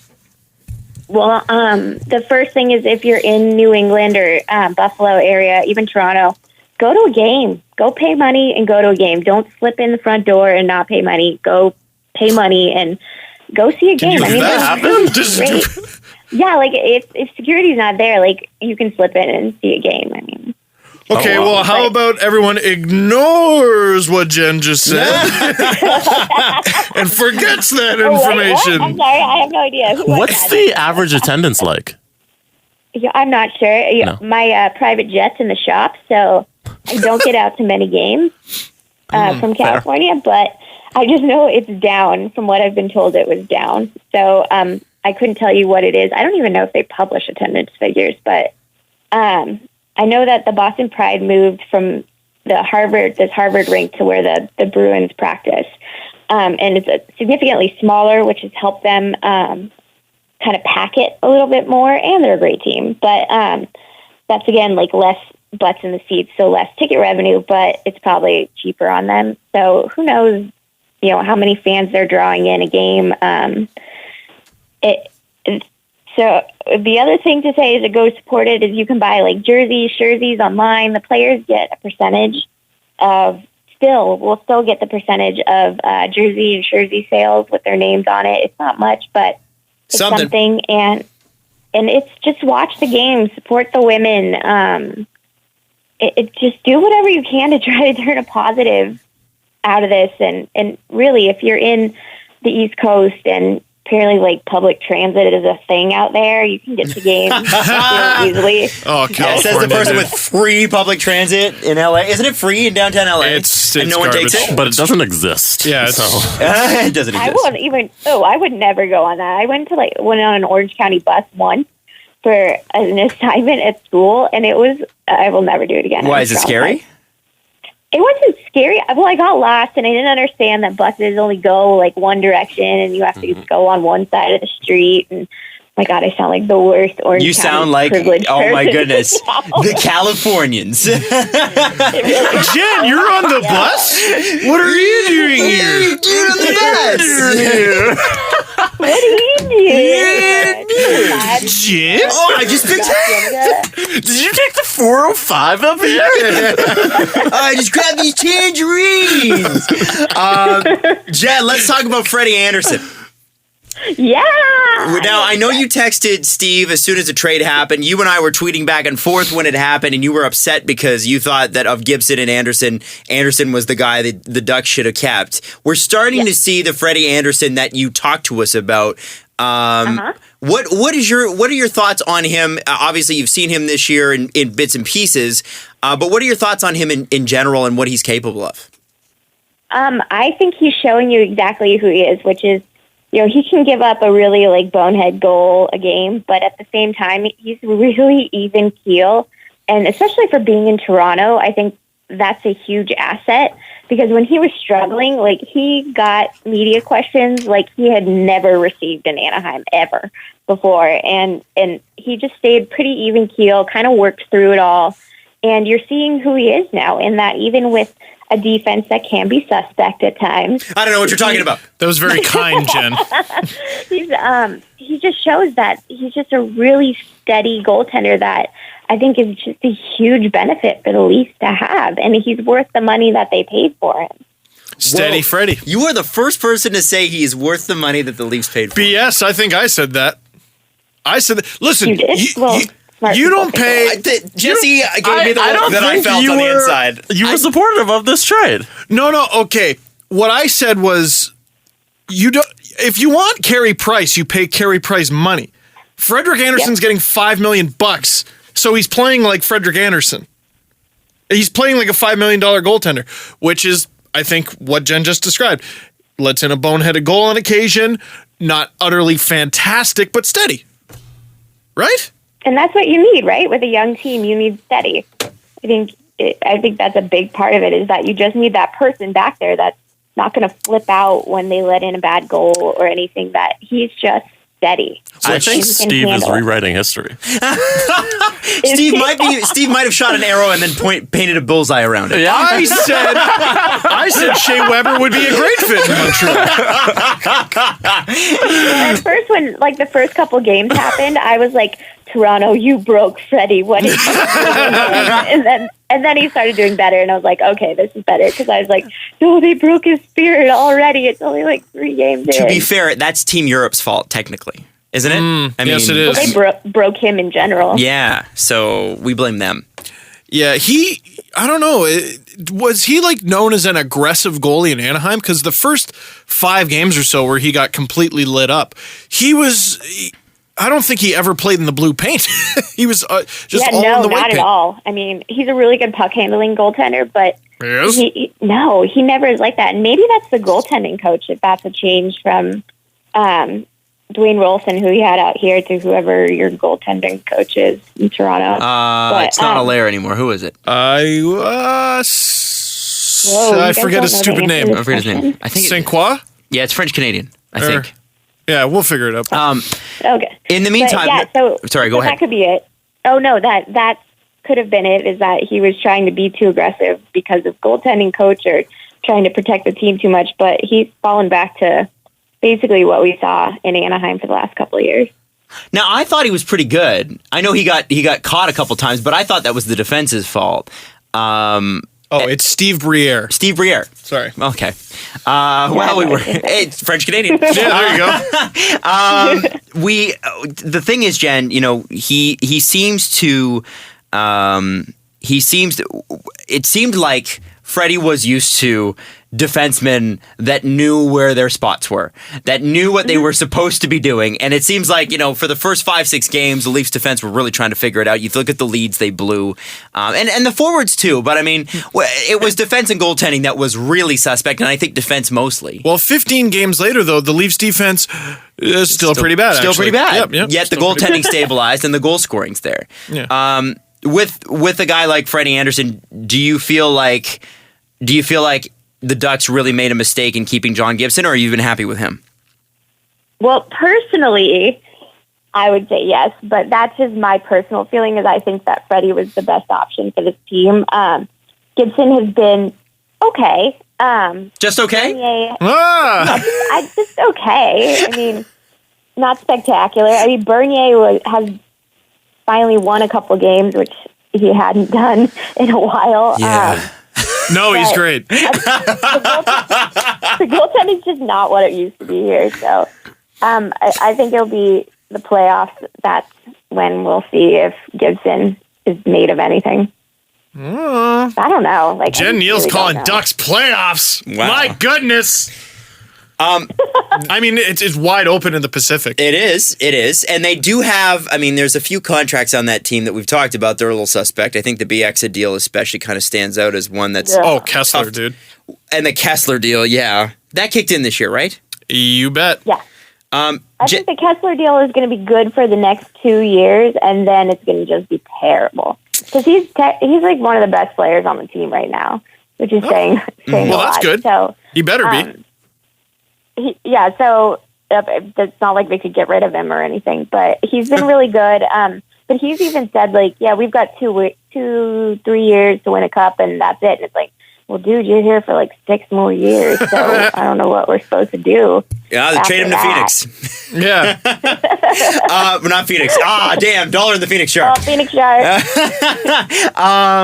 it was funny. I was on the Arizona Coyotes Den Talk. Podcast, Den Talk, and Liz on that podcast even said Phoenix.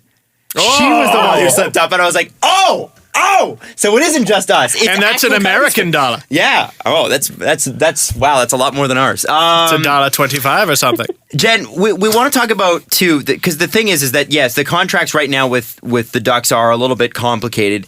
Cam Fowler is a name that keeps coming up, and Steve had me write it down on my notes. Cam Fowler BS. So what? We're on the online portion. Cam Fowler bullshit. What kind of Cam Fowler bullshit do we need to deal with? I'm going to leave that to the two of you because I have no idea where we're going with this. Like is Cam Fowler? He's a Duck, right? Like, are they even working on trading him still? No, it sounds like they're not, because they've got Hampus now to Hampus Lindholm to like a relatively good deal where they can keep everybody where they're at right now.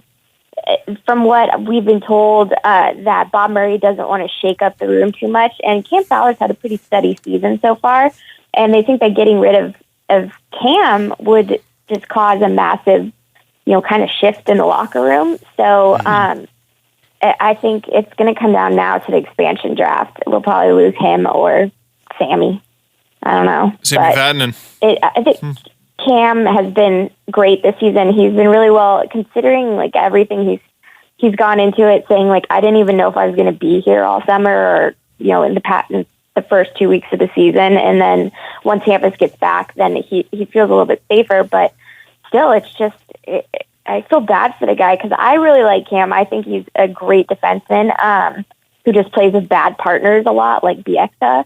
But I mean, who knows what's going to happen? I mean, we could lose into the expansion draft. Mm-hmm.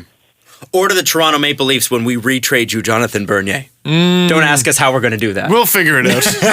Oh, I'm sure you'll figure it out. How's Randy, Jen? Oh, he is fine. Just okay? Yes. Is he just okay? Yeah. Just like Gibson. But this team, I don't understand, and it's so cliche to say, but this team has no identity. Like, you don't know what kind of team you're either going to get a team that scores like 4 goals a night, or they're going to get shut out or score 1 goal. So it's like I don't think they really know what they are, and that comes from the coach, I guess. But he's leaning a lot on Kessler, Cogliano, and Silverberg. What a surprise! Yeah.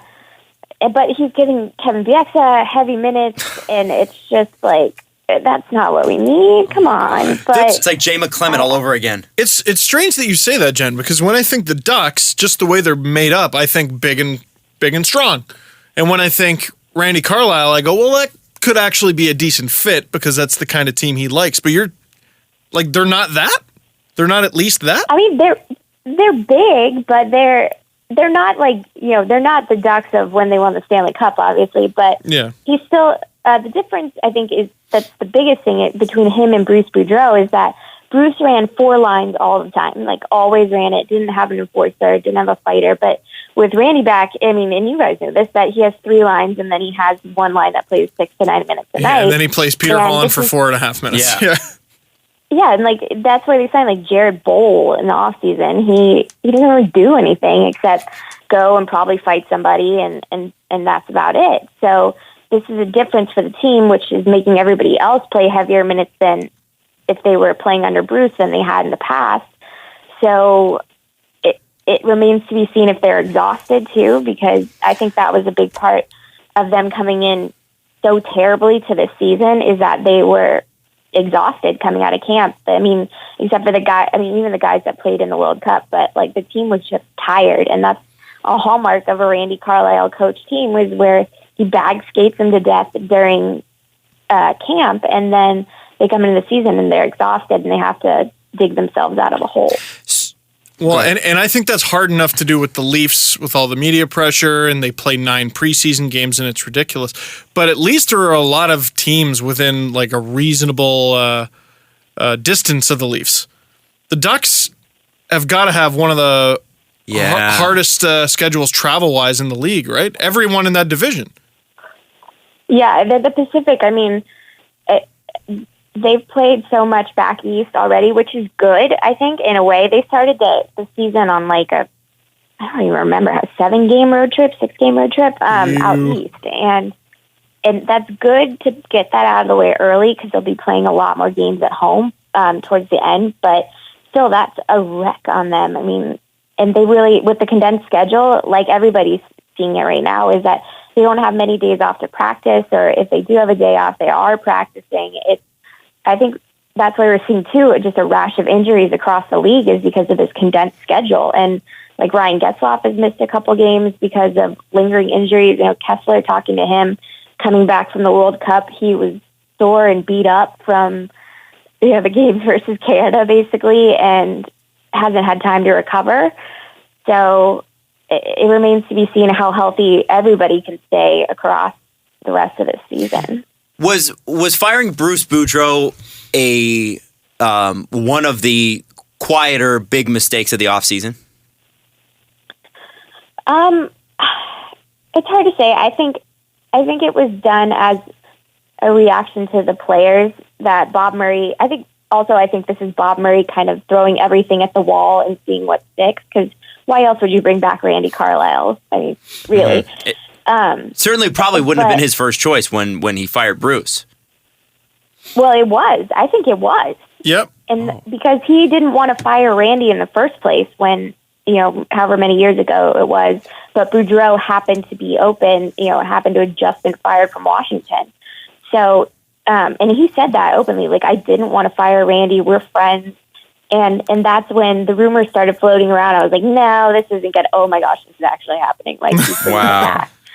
And this is him just trying to figure out something, like, shake out the cobwebs from the players that have been under Bruce for all these Game 7 losses. I think this is more just bring in a coach that's not Bruce. I mean, that's completely different than Bruce. And it could be, kind of thumb in the eye of Getzlaf and Perry, too, just saying, like, hey, Kessler was behind this idea, we didn't really talk to you guys, so we're going to bring in Randy anyways. Because they quit on him when he got fired in the first place. Holy smokes. Yeah. Well. So, I guess just once and for all, the Leafs and Ducks aren't making a big trade, are they? The Ducks aren't getting JVR. You sound like you're in a hole again. What's that? What did Steve say? You sound like you're in a hole. Oh, again. I'm sorry. Hello. How's that? Yeah, I shouldn't be. I was looking at the mic that time. They're not great mics. Yeah. The Leafs and Ducks aren't making like a blockbuster trade anytime soon, are they? Because that seems to be everyone's default. I mean, the Ducks don't have any money, so unless they unload like significant cap space, unless you guys want Jonathan Bernier back. It's okay. Yeah, well, the Leafs only have one goalie essentially. Well, wouldn't it be funny if they took Bernier back as his contract's expiring to get someone too, right? Like they could do that. Never know. I mean, and they do need. Yeah, I don't even know who the Leafs backup goalie is. It's Jonas I was Enroth. just thinking about that. Jonas Enroth, really? and I think he started 2 games. Yeah. Wow. And the rumor is he's like already. Like, they're already like, nah, I think we're going to get someone else. Kari Ramo is practicing with the Leafs. Basically, the Kings, I think Enroth was with the Kings last year, and they went through the same thing, like, where they were like, yeah, no, we're not impressed, and he wasn't happy. Yeah, he played 16 games, I think. Wow. Well, interesting. Jen, thank you so much for your time. You've given us so much of it. Your, like, entire morning. Yeah. We really, really appreciate it, and we got to catch up with you a little bit later, especially as this NWHL story unfolds, and of course about the Ducks, because they are an interesting team, like you said. And when Fowler gets traded to the Leafs. Yeah, that too. Oh, shut up. I hate you. Jen, thanks so much. Thanks, guys. It was my pleasure. I'm always happy to be on with you. Oh. Bye. Bye. I'm not good at buys. I'm terrible at that. That Was like one of the multiple buys. That's why I don't call people, because you have to say hi and bye. When you text people, I hate highs. You go and right to it. If I could at parties, I would just ghost. Like I would just back out of the room and you'd never see me again. I like the goodbyes at parties. It's the hellos I'm weird about. Oh, I hate hellos. Do you? I think I hate hellos more than goodbyes. Really? Yeah. So I feel like we could just have one. And I hate ordering food. I'm just an awkward guy. Everyone thinks that I'm like super bubbly and outgoing and personable. Well, you are. No, I don't think so. I don't know. I'm actually very much a dork. A spaz. Yes. Would you say that Steve is bubbly and outgoing most of the time? Yes. Yeah. I would. I think Jesse's Yes. being kind. which I is think weird. I'm being truthful. I think he is too. I agree. Now, there's a couple things we got to quickly get through before we get to the press conference. Really quickly, Jesse, can you pass me that? Oh, it's over here. Never mind. First off, Jesse, you tweeted. Thank you.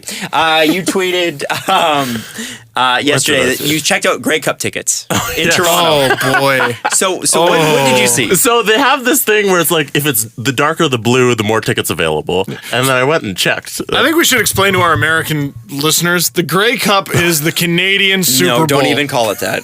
No. The Stanley Cup is the Canadian Super Bowl. Oh yeah, there you go. It's the championship for the CFL, which I'm sure you've Cannot heard of. call it the Canadian Super Bowl. Is not the Canadian Super Bowl. In Saskatchewan, it is. Yes, it is. In Agreed. Toronto, In a place and a half, it is the Canadian Super Bowl. Saskatchewan and BC sometimes. Calgary.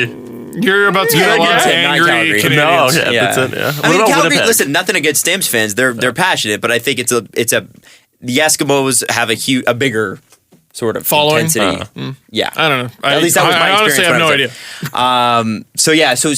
So the darker on the map, on the seating map it is, Yeah. the more tickets have sold in that section. Yeah, so I went over to Ticketmaster and was like, hey, how much are Grey Cup tickets? Because I just learned it was this weekend. And I go and I look at BMO Field where it's being held, and the entire thing is blue. It looks like a Leaf jersey. and some of it is really dark and some of it's kind of light, but the entire thing is blue. There's tickets available in every single section. And they added seats, by the way. Oh, yeah. I knew the Grey Cup was in trouble because I remember not hearing very much about it at all. And then I was driving down the DVP, and there's this one bridge that you go underneath, and every now and then they'll just hang a banner. And it's usually to advertise, like, oh, there's like a bike ride fundraiser. Ride to Conquer Cancer or something like that, yeah. Or like sometimes they'll put like Marley's playoff tickets, get them today. Every game's a tryout. Every game is yeah. It's Dallas Eakins going, "Rrr," it's an old poster. And then I saw Grey Cup. And I'm like, oh no. It's funny you mentioned the that. The biggest advertising I've seen for it was on a bridge. If the Super Bowl came to town, if the Stanley Cup came to town, you'd know. If the Stanley You Cup would be came to aware of town it. and I didn't cheer for either team, I would go. Bingo. You would be aware. That is what is the difference here, is that the Grey Cup comes to town, and I can guarantee you that at least 50% of the people you ask on the street don't even know about it. More people probably knew about the World Cup than the Grey Cup. Yes. Oh, this that was was actual advertising for the World Cup. And that was an exhibition tournament. Oh my God. Well, says you. Canada won. They triumphed over 5 other countries and 2 not ones. They triumphed. And this Jesse. is supposed to be the championship of a professional league. Why does football do this? Why does like- football do this, or does CFL do this? Football, because the Super Bowl is they always pick a host. As I said, I don't understand it either. I don't think it. I think at one point the CFL was bigger in Canada. First off, because you couldn't get NFL games here, Yeah. so it was a huge deal. Now that you can get NFL games here, Like it's on a real. TV, you mean? Yeah, Yeah. it's a real issue. The second problem is that they wanted to somewhat compete or be an alternative to the NFL, which is why they expanded in the United States in the mid-90s. Baltimore. Yeah, They have and a Grey so Cup. for some reason, that was just always the tradition. But I think, and you'll never change them because it's a very typically Canadian traditional, we're not going to change anything, even if it makes business sense sort of ideal. They pick these locations so they can perceivably put together a huge marketing and advertising campaign and plan for it in advance, so that way you could get the host city really jacked up about it, and people bid to get it, and then they have to pay the CFL to get it. Do you know what I mean? Yeah. So the CFL makes money on that location thing, and the reason the Argos want to have it is because it's the first year at BMO Field. But the Argos didn't even make the playoffs this year. They're one of 2 teams to not make the playoffs this year. How many teams are there in the league? 8. 9. No, 9. so who is it? Ottawa? Ottawa. Which is actually, it's probably a good thing because Thank maybe you'll God get it's some Ottawa Ottawa. fans. And who are they playing? Edmonton? Hamilton? No, it's a West. What the West was, Dude, I don't even the know. West was so good this year, and I know this. The West was insane this year. Toronto, Hamilton, Ottawa was okay. Montreal was terrible. Now, here's another uphill battle. It's a TSN game, right? Mm-hmm. Aren't all CFL games on TSN? they have the exclusive rights. It's Ottawa, Calgary. So you are going to see 0 advertising on anything Rogers. Yeah. That means Right. Sportsnet Radio. That means Sportsnet. Did the CFL screw themselves out of that by not partnering with both networks? I think they could make more I money don't know. partnering with one. And they've always been a partner with TSN. And TSN, quite frankly, to be fair, it was actually Scott Moore, who at the time, Scott Moore and Keith Pelly worked at TSN. Did they? I believe maybe it was thought it just was Keith. CBC. Scott worked at CBC. Keith Pelly, who used to be the head of Rogers Media, for anybody who doesn't know who I'm talking about, Keith was one of the guys that took the CFL out of the kind of the podunk also ran era and made it into Friday Night Football. I used to be excited about the CFL. Yeah. Doug Flutie and all that. Yeah, they made them into superstars, and that's Keith Pelly was a producer, was a guy that kind of ran that show and created that. Pinball Clemens is still in commercials. Yeah. So Meanwhile, I couldn't name a single current Argo. exactly. I couldn't name a single one. Exactly. So that's the problem that they have now is they don't have I would say they don't have the visionary, and they don't have the visionary look at, we got to create stars out of this league. And that's what the NFL does so well. That's what the NHL really struggles with, but does a much better job. I think, baseball is pretty good at it, although sometimes, holy smokes. Like, you got a guy like Bryce Harper in this league, and he's not on everything. Are you crazy? They're finally starting to come out of that. Sort of, yeah. But it is still the old white man, blah, blah, blah, like... I don't like this kid's hair. Yeah, I don't like the cut of his jib. He flipped his bat. Yeah, exactly. Thank you. Goose, You know what? The Goose Gossages of the world. It's not that, it's his attitude. Because attitude isn't a thing you can measure, so you can just kind of throw it out there. And it takes care of all the bullshit going on in your head. The CFL tries to create these superstars, but they just haven't quite done it the same way they used to. Didn't the guy who won like the MVP for the Argos also work at TD Bank? Who? It was Who like is that? 2 years ago. The MVP of the league also worked at TD. Jason Moss? And Well, he they played have for to. the Argos, I believe. Well, and some then of them make like $100,000. he had to go to work the next Some of them day. make $300,000. And they had like a little cake for him as an MVP. He Don't worked they at make like TD. slightly more than like NLL players? Like, you Well, gotta NLL have a job. No, lacrosse If you're not players, one of the big guys, you gotta have a job. lacrosse players make. I think I It's only like think 20 grand, right? 10 to 20 grand. I think CFL players. I think you're making bare minimum 50 grand. Pretty sure. I don't think that's right. I think that's the league minimum. I think a lot of them make that. Well, maybe. Yeah, but isn't the salary cap like $2 million or $3 million? But you're a or quarterback. something If you're a like that? quarterback in that league, you're making well over $100,000. So how do you afford the rest of the team? Aren't there like 40 players or 50 players? John Cornish played for the Calgary Stampeders, won MVP in 2014, and also worked at TD. I have not heard of this person. I've heard the name John Cornish. That's only I because mean, I I stick might around have. for the highlights, though. It's such a. I mean, He's a John Cornish. Oh my goodness. I also lived there, so I would hear John Cornish's name come up. Oh, fair enough. Oh boy. You know what? I feel bad for anything where there's a ton of empty seats. I hope this does well. I hope this does well because it's embarrassing if it doesn't. I think it will be the last time the And Grey Cup Toronto's is never in gonna get Toronto it. for the Yeah. next 20 years. There's no point. Yeah. The interest isn't here. forget the Grey Cup. Is Toronto going to lose the Argos? Well, that's been the question for a long time. I don't think so. They just signed a new lease of Starting to BMO. get pretty bad. Steve, you could have made that argument 15 years ago. Yeah, fair enough. I mean, it's been pretty bad. That's the problem. Post Doug Flutie. Yeah. So that, now that they're in this BMO Field thing, apparently it's supposed to. I mean, it's a little bit more compact, a little bit better, more of a football atmosphere. Listen, I am not saying that the Toronto Argonauts are by far a model franchise, but they also had some really not great managerial decisions based on their ownership, which changed consistently. And, we've seen that with the Toronto Maple Leafs. We had an owner of the Toronto Maple Leafs who put a tiger at center ice because he owned the Tiger Cats, the Hamilton Tiger Cats. Told the coach to put a bag on his head. So we all know what bad ownership looks like in Toronto. So did. unfortunately, Argos kind of went through theirs. Couple highlighted posts I want to throw out on our Reddit page. If you do go to our Reddit page, and if you don't, you should. Evan Harding, Evan_Harding on Reddit made a post, and I think you'll love this. And it is titled "Leafs could theoretically trade for Sedin." I think it's just worth reading because, LOL. Evan, Theoretically, I'm a listening. theoretically, we could make it to Mars tomorrow. Theoretically, we have the technology. Now, okay, am I misreading this? Is Evan playing into the joke?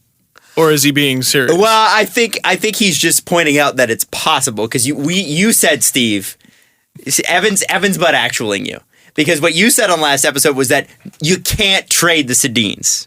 You can't. I mean, what Evan is saying is actually it's extraordinarily hard to trade the Sedins, but you can.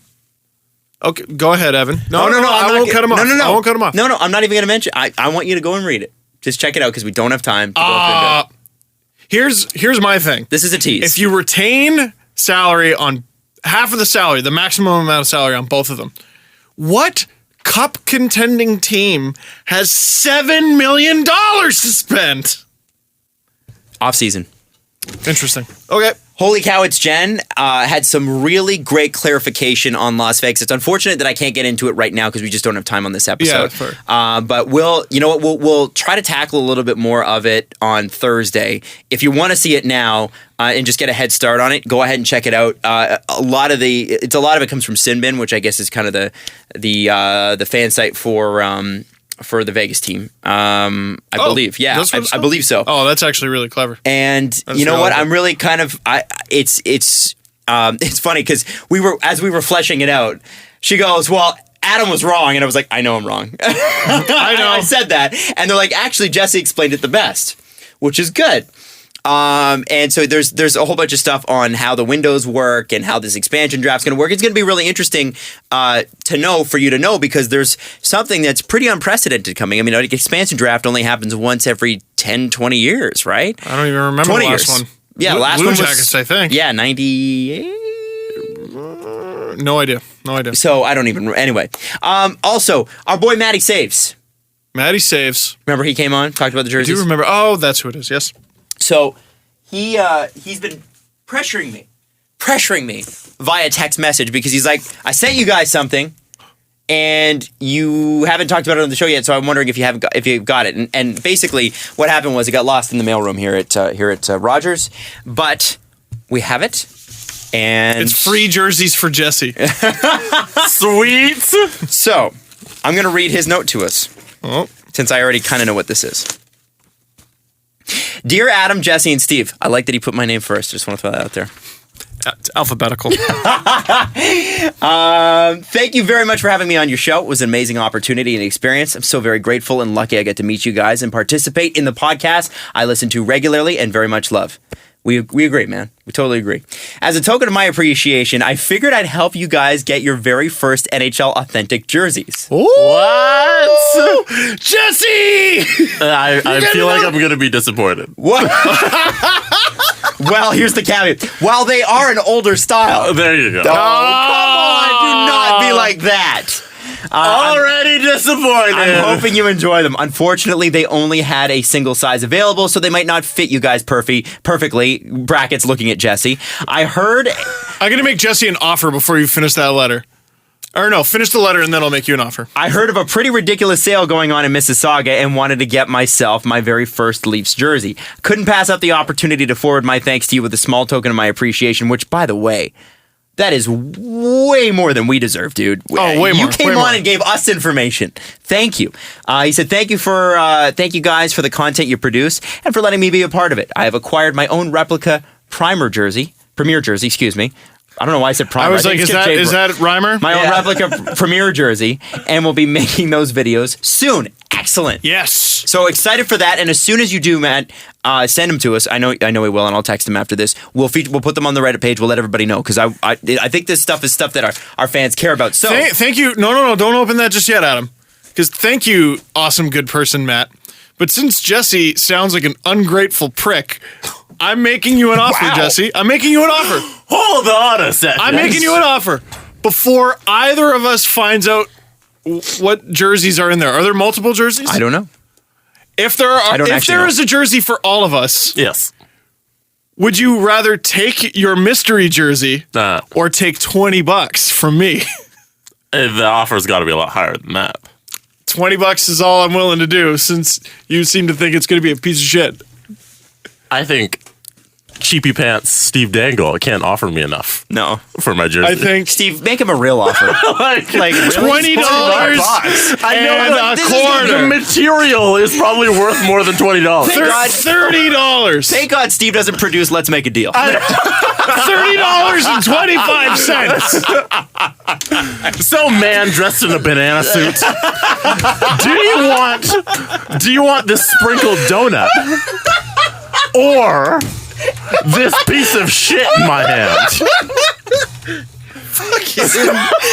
I'm so glad that you also have watched Let's Make a Deal. Yeah. Only on So- City. Man in a banana suit. 10 a.m. only on City. You can have the quarter for free. All right. I want your pity quarter. All right. I'm taking it back. Gentlemen, I believe there might be 3 jerseys here. When I initially looked at this, I thought it was only one. $40, Jesse. Oh my God. This is actually heavy. Fuck you, Steve. Wow. Okay. Gentlemen, these are I hope it's beautiful. covered in shit. Oh God. Whoa. So they are the old style. Holy smokes. Should I Yeah, grab that's it? yours. There, that's yours. Oh, this one's mine. Jesse, that is yours. These are how would you describe these jerseys for anybody that can't watch right These now? are. what? Oh, it's 2014. It's Winter pretty Classic. simple. Yeah, it's the Winter Classic jerseys. Oh my Are these game worn? no. No, there's no name on the Are back. these game worn? Listen to Matt. Wow, There's dude. a fight strap. Holy jumping. Holy shit. That was Velcro that you heard. Holy smoke. Yo, we beautiful. should. Yeah, Jesse's got the right idea. Let's put these on. Yeah, for sure. You came on our show. Yeah. You did that for free. Why? Oh, there you go. Oh, it's a perfect fit. What is this, a large? Yeah. Oh yeah. I immediately looked down here where the. You want to fit? Large it actually usually fits is. Jesse the best because Jesse's Fuck long. you. I think it fits me fine. Matt, thank you. And like we said, we are going to promo the hell out of your videos because we're so excited. Jeez, this is beautiful. So let's put the word out. If you give us free extravagant shit, we will promote you. well, I think we were going to do that anyway. I think that was pretty clear. So let's get to the press conference before we run out of time here, gentlemen. This is amazing. Matt, I think to prove a point, Matt left the price tag on there. Hey, can we not look a gift horse in the mouth? No. But he's proven a point because this is a smart young man that we met. Uh-huh. It says $349.99, but then underneath that it says $39.99. So I think our frugal friend got 3 jerseys, 3 $400 jerseys for a total of $120. So you might know what he's doing. Might know what he's doing. Still, that's a lot of money. That's Hey, a Adam. lot of money. Matt is actually Thank you, wanted Matt. for theft. Honestly, this is so cool. Miller Time 1997 wants to know. Oh, great. Here we go. What gift does Caprice want for Christmas? And how long will your boring ass rant be? That's fair. I mean, that's fair. That's fair. What's his name? What's the person's name again? What's their name again? Miller Time 1997. Miller Time 1990. You're boring. I was not expecting that at all. This caught me off guard. You know, I'll have you know, Miller Time, that makeup bag is still in use to this very day. Wow, so she it must is- not have liked it because she couldn't be using it that much. Strong, sturdy makeup bag that is still in use today. Probably barely using it. Uses it all the time. Probably In fact, only uses it in eye shot of you to prove a point that she's using it. my point was that sometimes, We don't need a rehash. hold Please, on. Adam, We want to know the next Let gift. me- Get let through me- your how- boring ass point. How about you let me answer his dumbass question with a dumbass answer? Boring ass answer. How many hours do we have for this? Yeah, I thought the show was coming to an end. Did you guys not get the actual message in that? Did you not understand what Let's the see if point you was? guys get to air on Kiss. when does your show end? point- I think I was asleep by the time you got to the message. You guys, let me answer the question. I think the point was, and you Boring guys missed answer. this, is that if you work hard for something, you can achieve it. Okay? And that was what I wanted to get across. It might be boring, but this is a lesson of life. I dadded you, and you didn't even realize it. See? Because I'm your dad. So I basically told you that you have to sometimes work for things that you want. And look at that. Look at the resounding success. Caprice agreed to marry me. That's a great story, In the Adam. last- and in now the a last word 12 from our months. sponsors. Sleep Country, Canada. All right. Why buy a mattress anywhere? Do you know what she wants else? this year?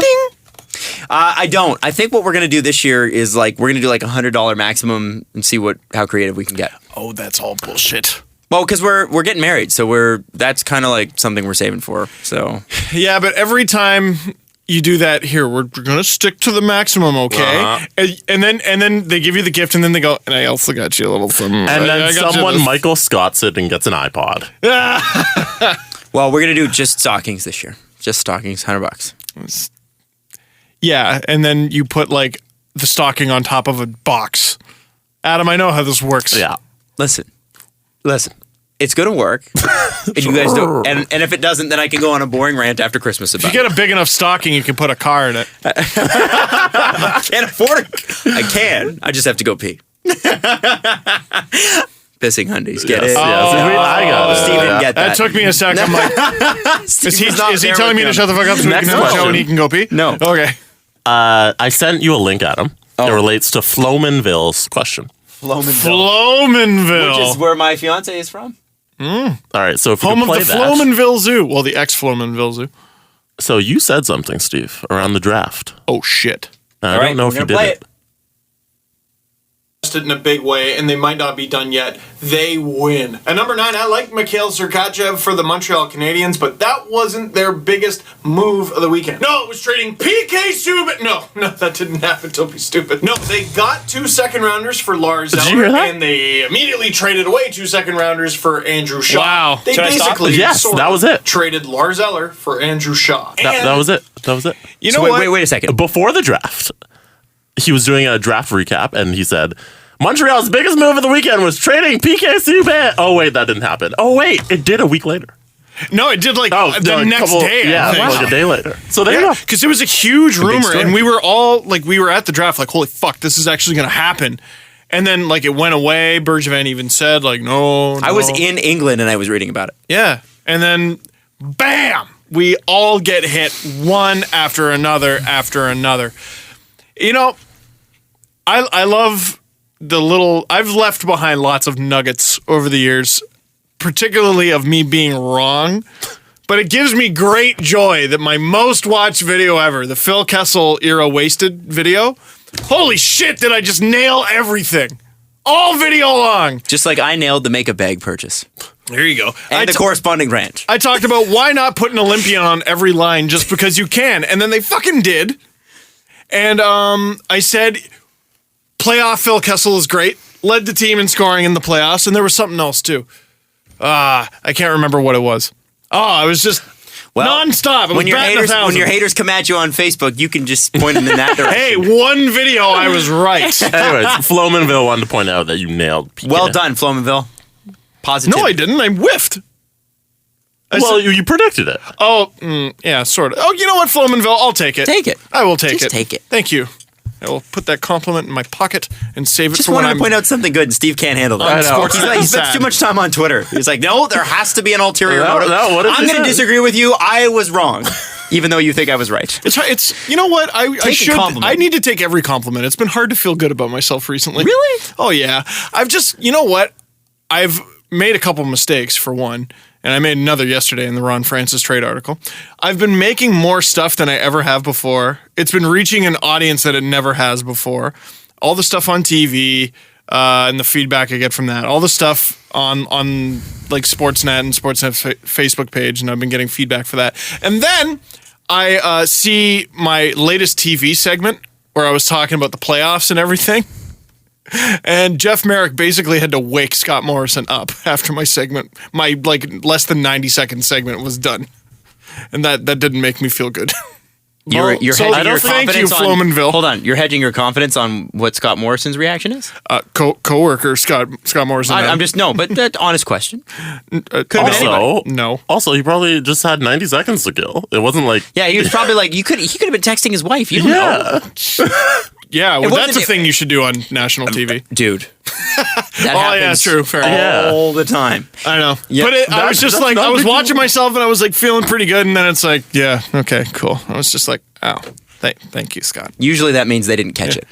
Trust me. At least when Kiprios rips on me, it seems like he's kidding. As someone who has had to be thrown to break or whatever, there are times in breakfast television where Kevin is dealing with breaking news and that sort of thing. So it'll go to the B-roll, and I'm talking about entertainment, and it's supposed to be him and I in a conversation, and he's talking to the news people, like whispering to them, or he has them shut off his microphone, and I just keep talking because he's dealing with something else, and then he's got to come back into the conversation, and this happens in 15 seconds. Hey, Steve. Like, it's crazy.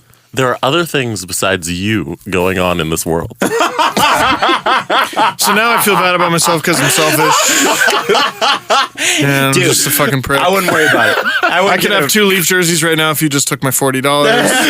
If I wasn't such a cheapskate, I could have offered you more. Listen, man, and the other thing is, too, with producing a lot of content, as you know, someone who knows what that's like, you are bound to screw up. And there's nothing that people love more than to point out your mistakes. There's just nothing that people love. And you know what? I'm guilty of it myself. I think it's just, like, especially if this podcast was all I did, I would have time to flesh out some of the things, like the Vegas thing. I wouldn't have gone into last week's show and not known that back to front. Fact of the matter is, I just didn't have time. I didn't have time, so I was like, you know what? I'll flesh it out with the guys on the show because I don't fully understand what's going on here. Mm-hmm. That's part of it, man. You're gonna make mistakes. You're not gonna know everything. And by the way, who cares? Did you know that Ron Francis is 5th in NHL scoring? All time? All time, yeah. Is that the mistake you made? Yeah, I said he was 4th. Whoa! Wow! Oh my God, Jesse, they're probably gonna delete fire your YouTube channel. Yeah. Just delete your YouTube. Hey, Steve, delete your life. just start again. That is advice I've been given more than once on Facebook. Always. This past week. Have you ever thought of becoming a curling blogger? Probably be much better at that. No, I should just retire and live in my parents' basement. Good. Be a failure. We are out of questions. Oh, we're out of questions. All right, and we're out of time. Guys, thanks so much for listening. Matt, thanks so much for the jersey. Jen Neale, thanks so much for the insight and the really unbelievable situation that's happening with the NWHL right now. Yeah. And obviously, we'll continue to track that. We will be back Thursday. And seriously, if you're Christmas shopping, consider buying an NWHL jersey because it does go directly to the players. And if you're Christmas shopping and want to send us things, our mail room is always open. Yes. How can they get that information? Just messages. DM me, and then I'll send you the address. Great. Yeah. Slide into Jesse's DMs. Hey, whose fault was it? Seth! Oh, fuck. Yes, Fuck that! You stupid idiot!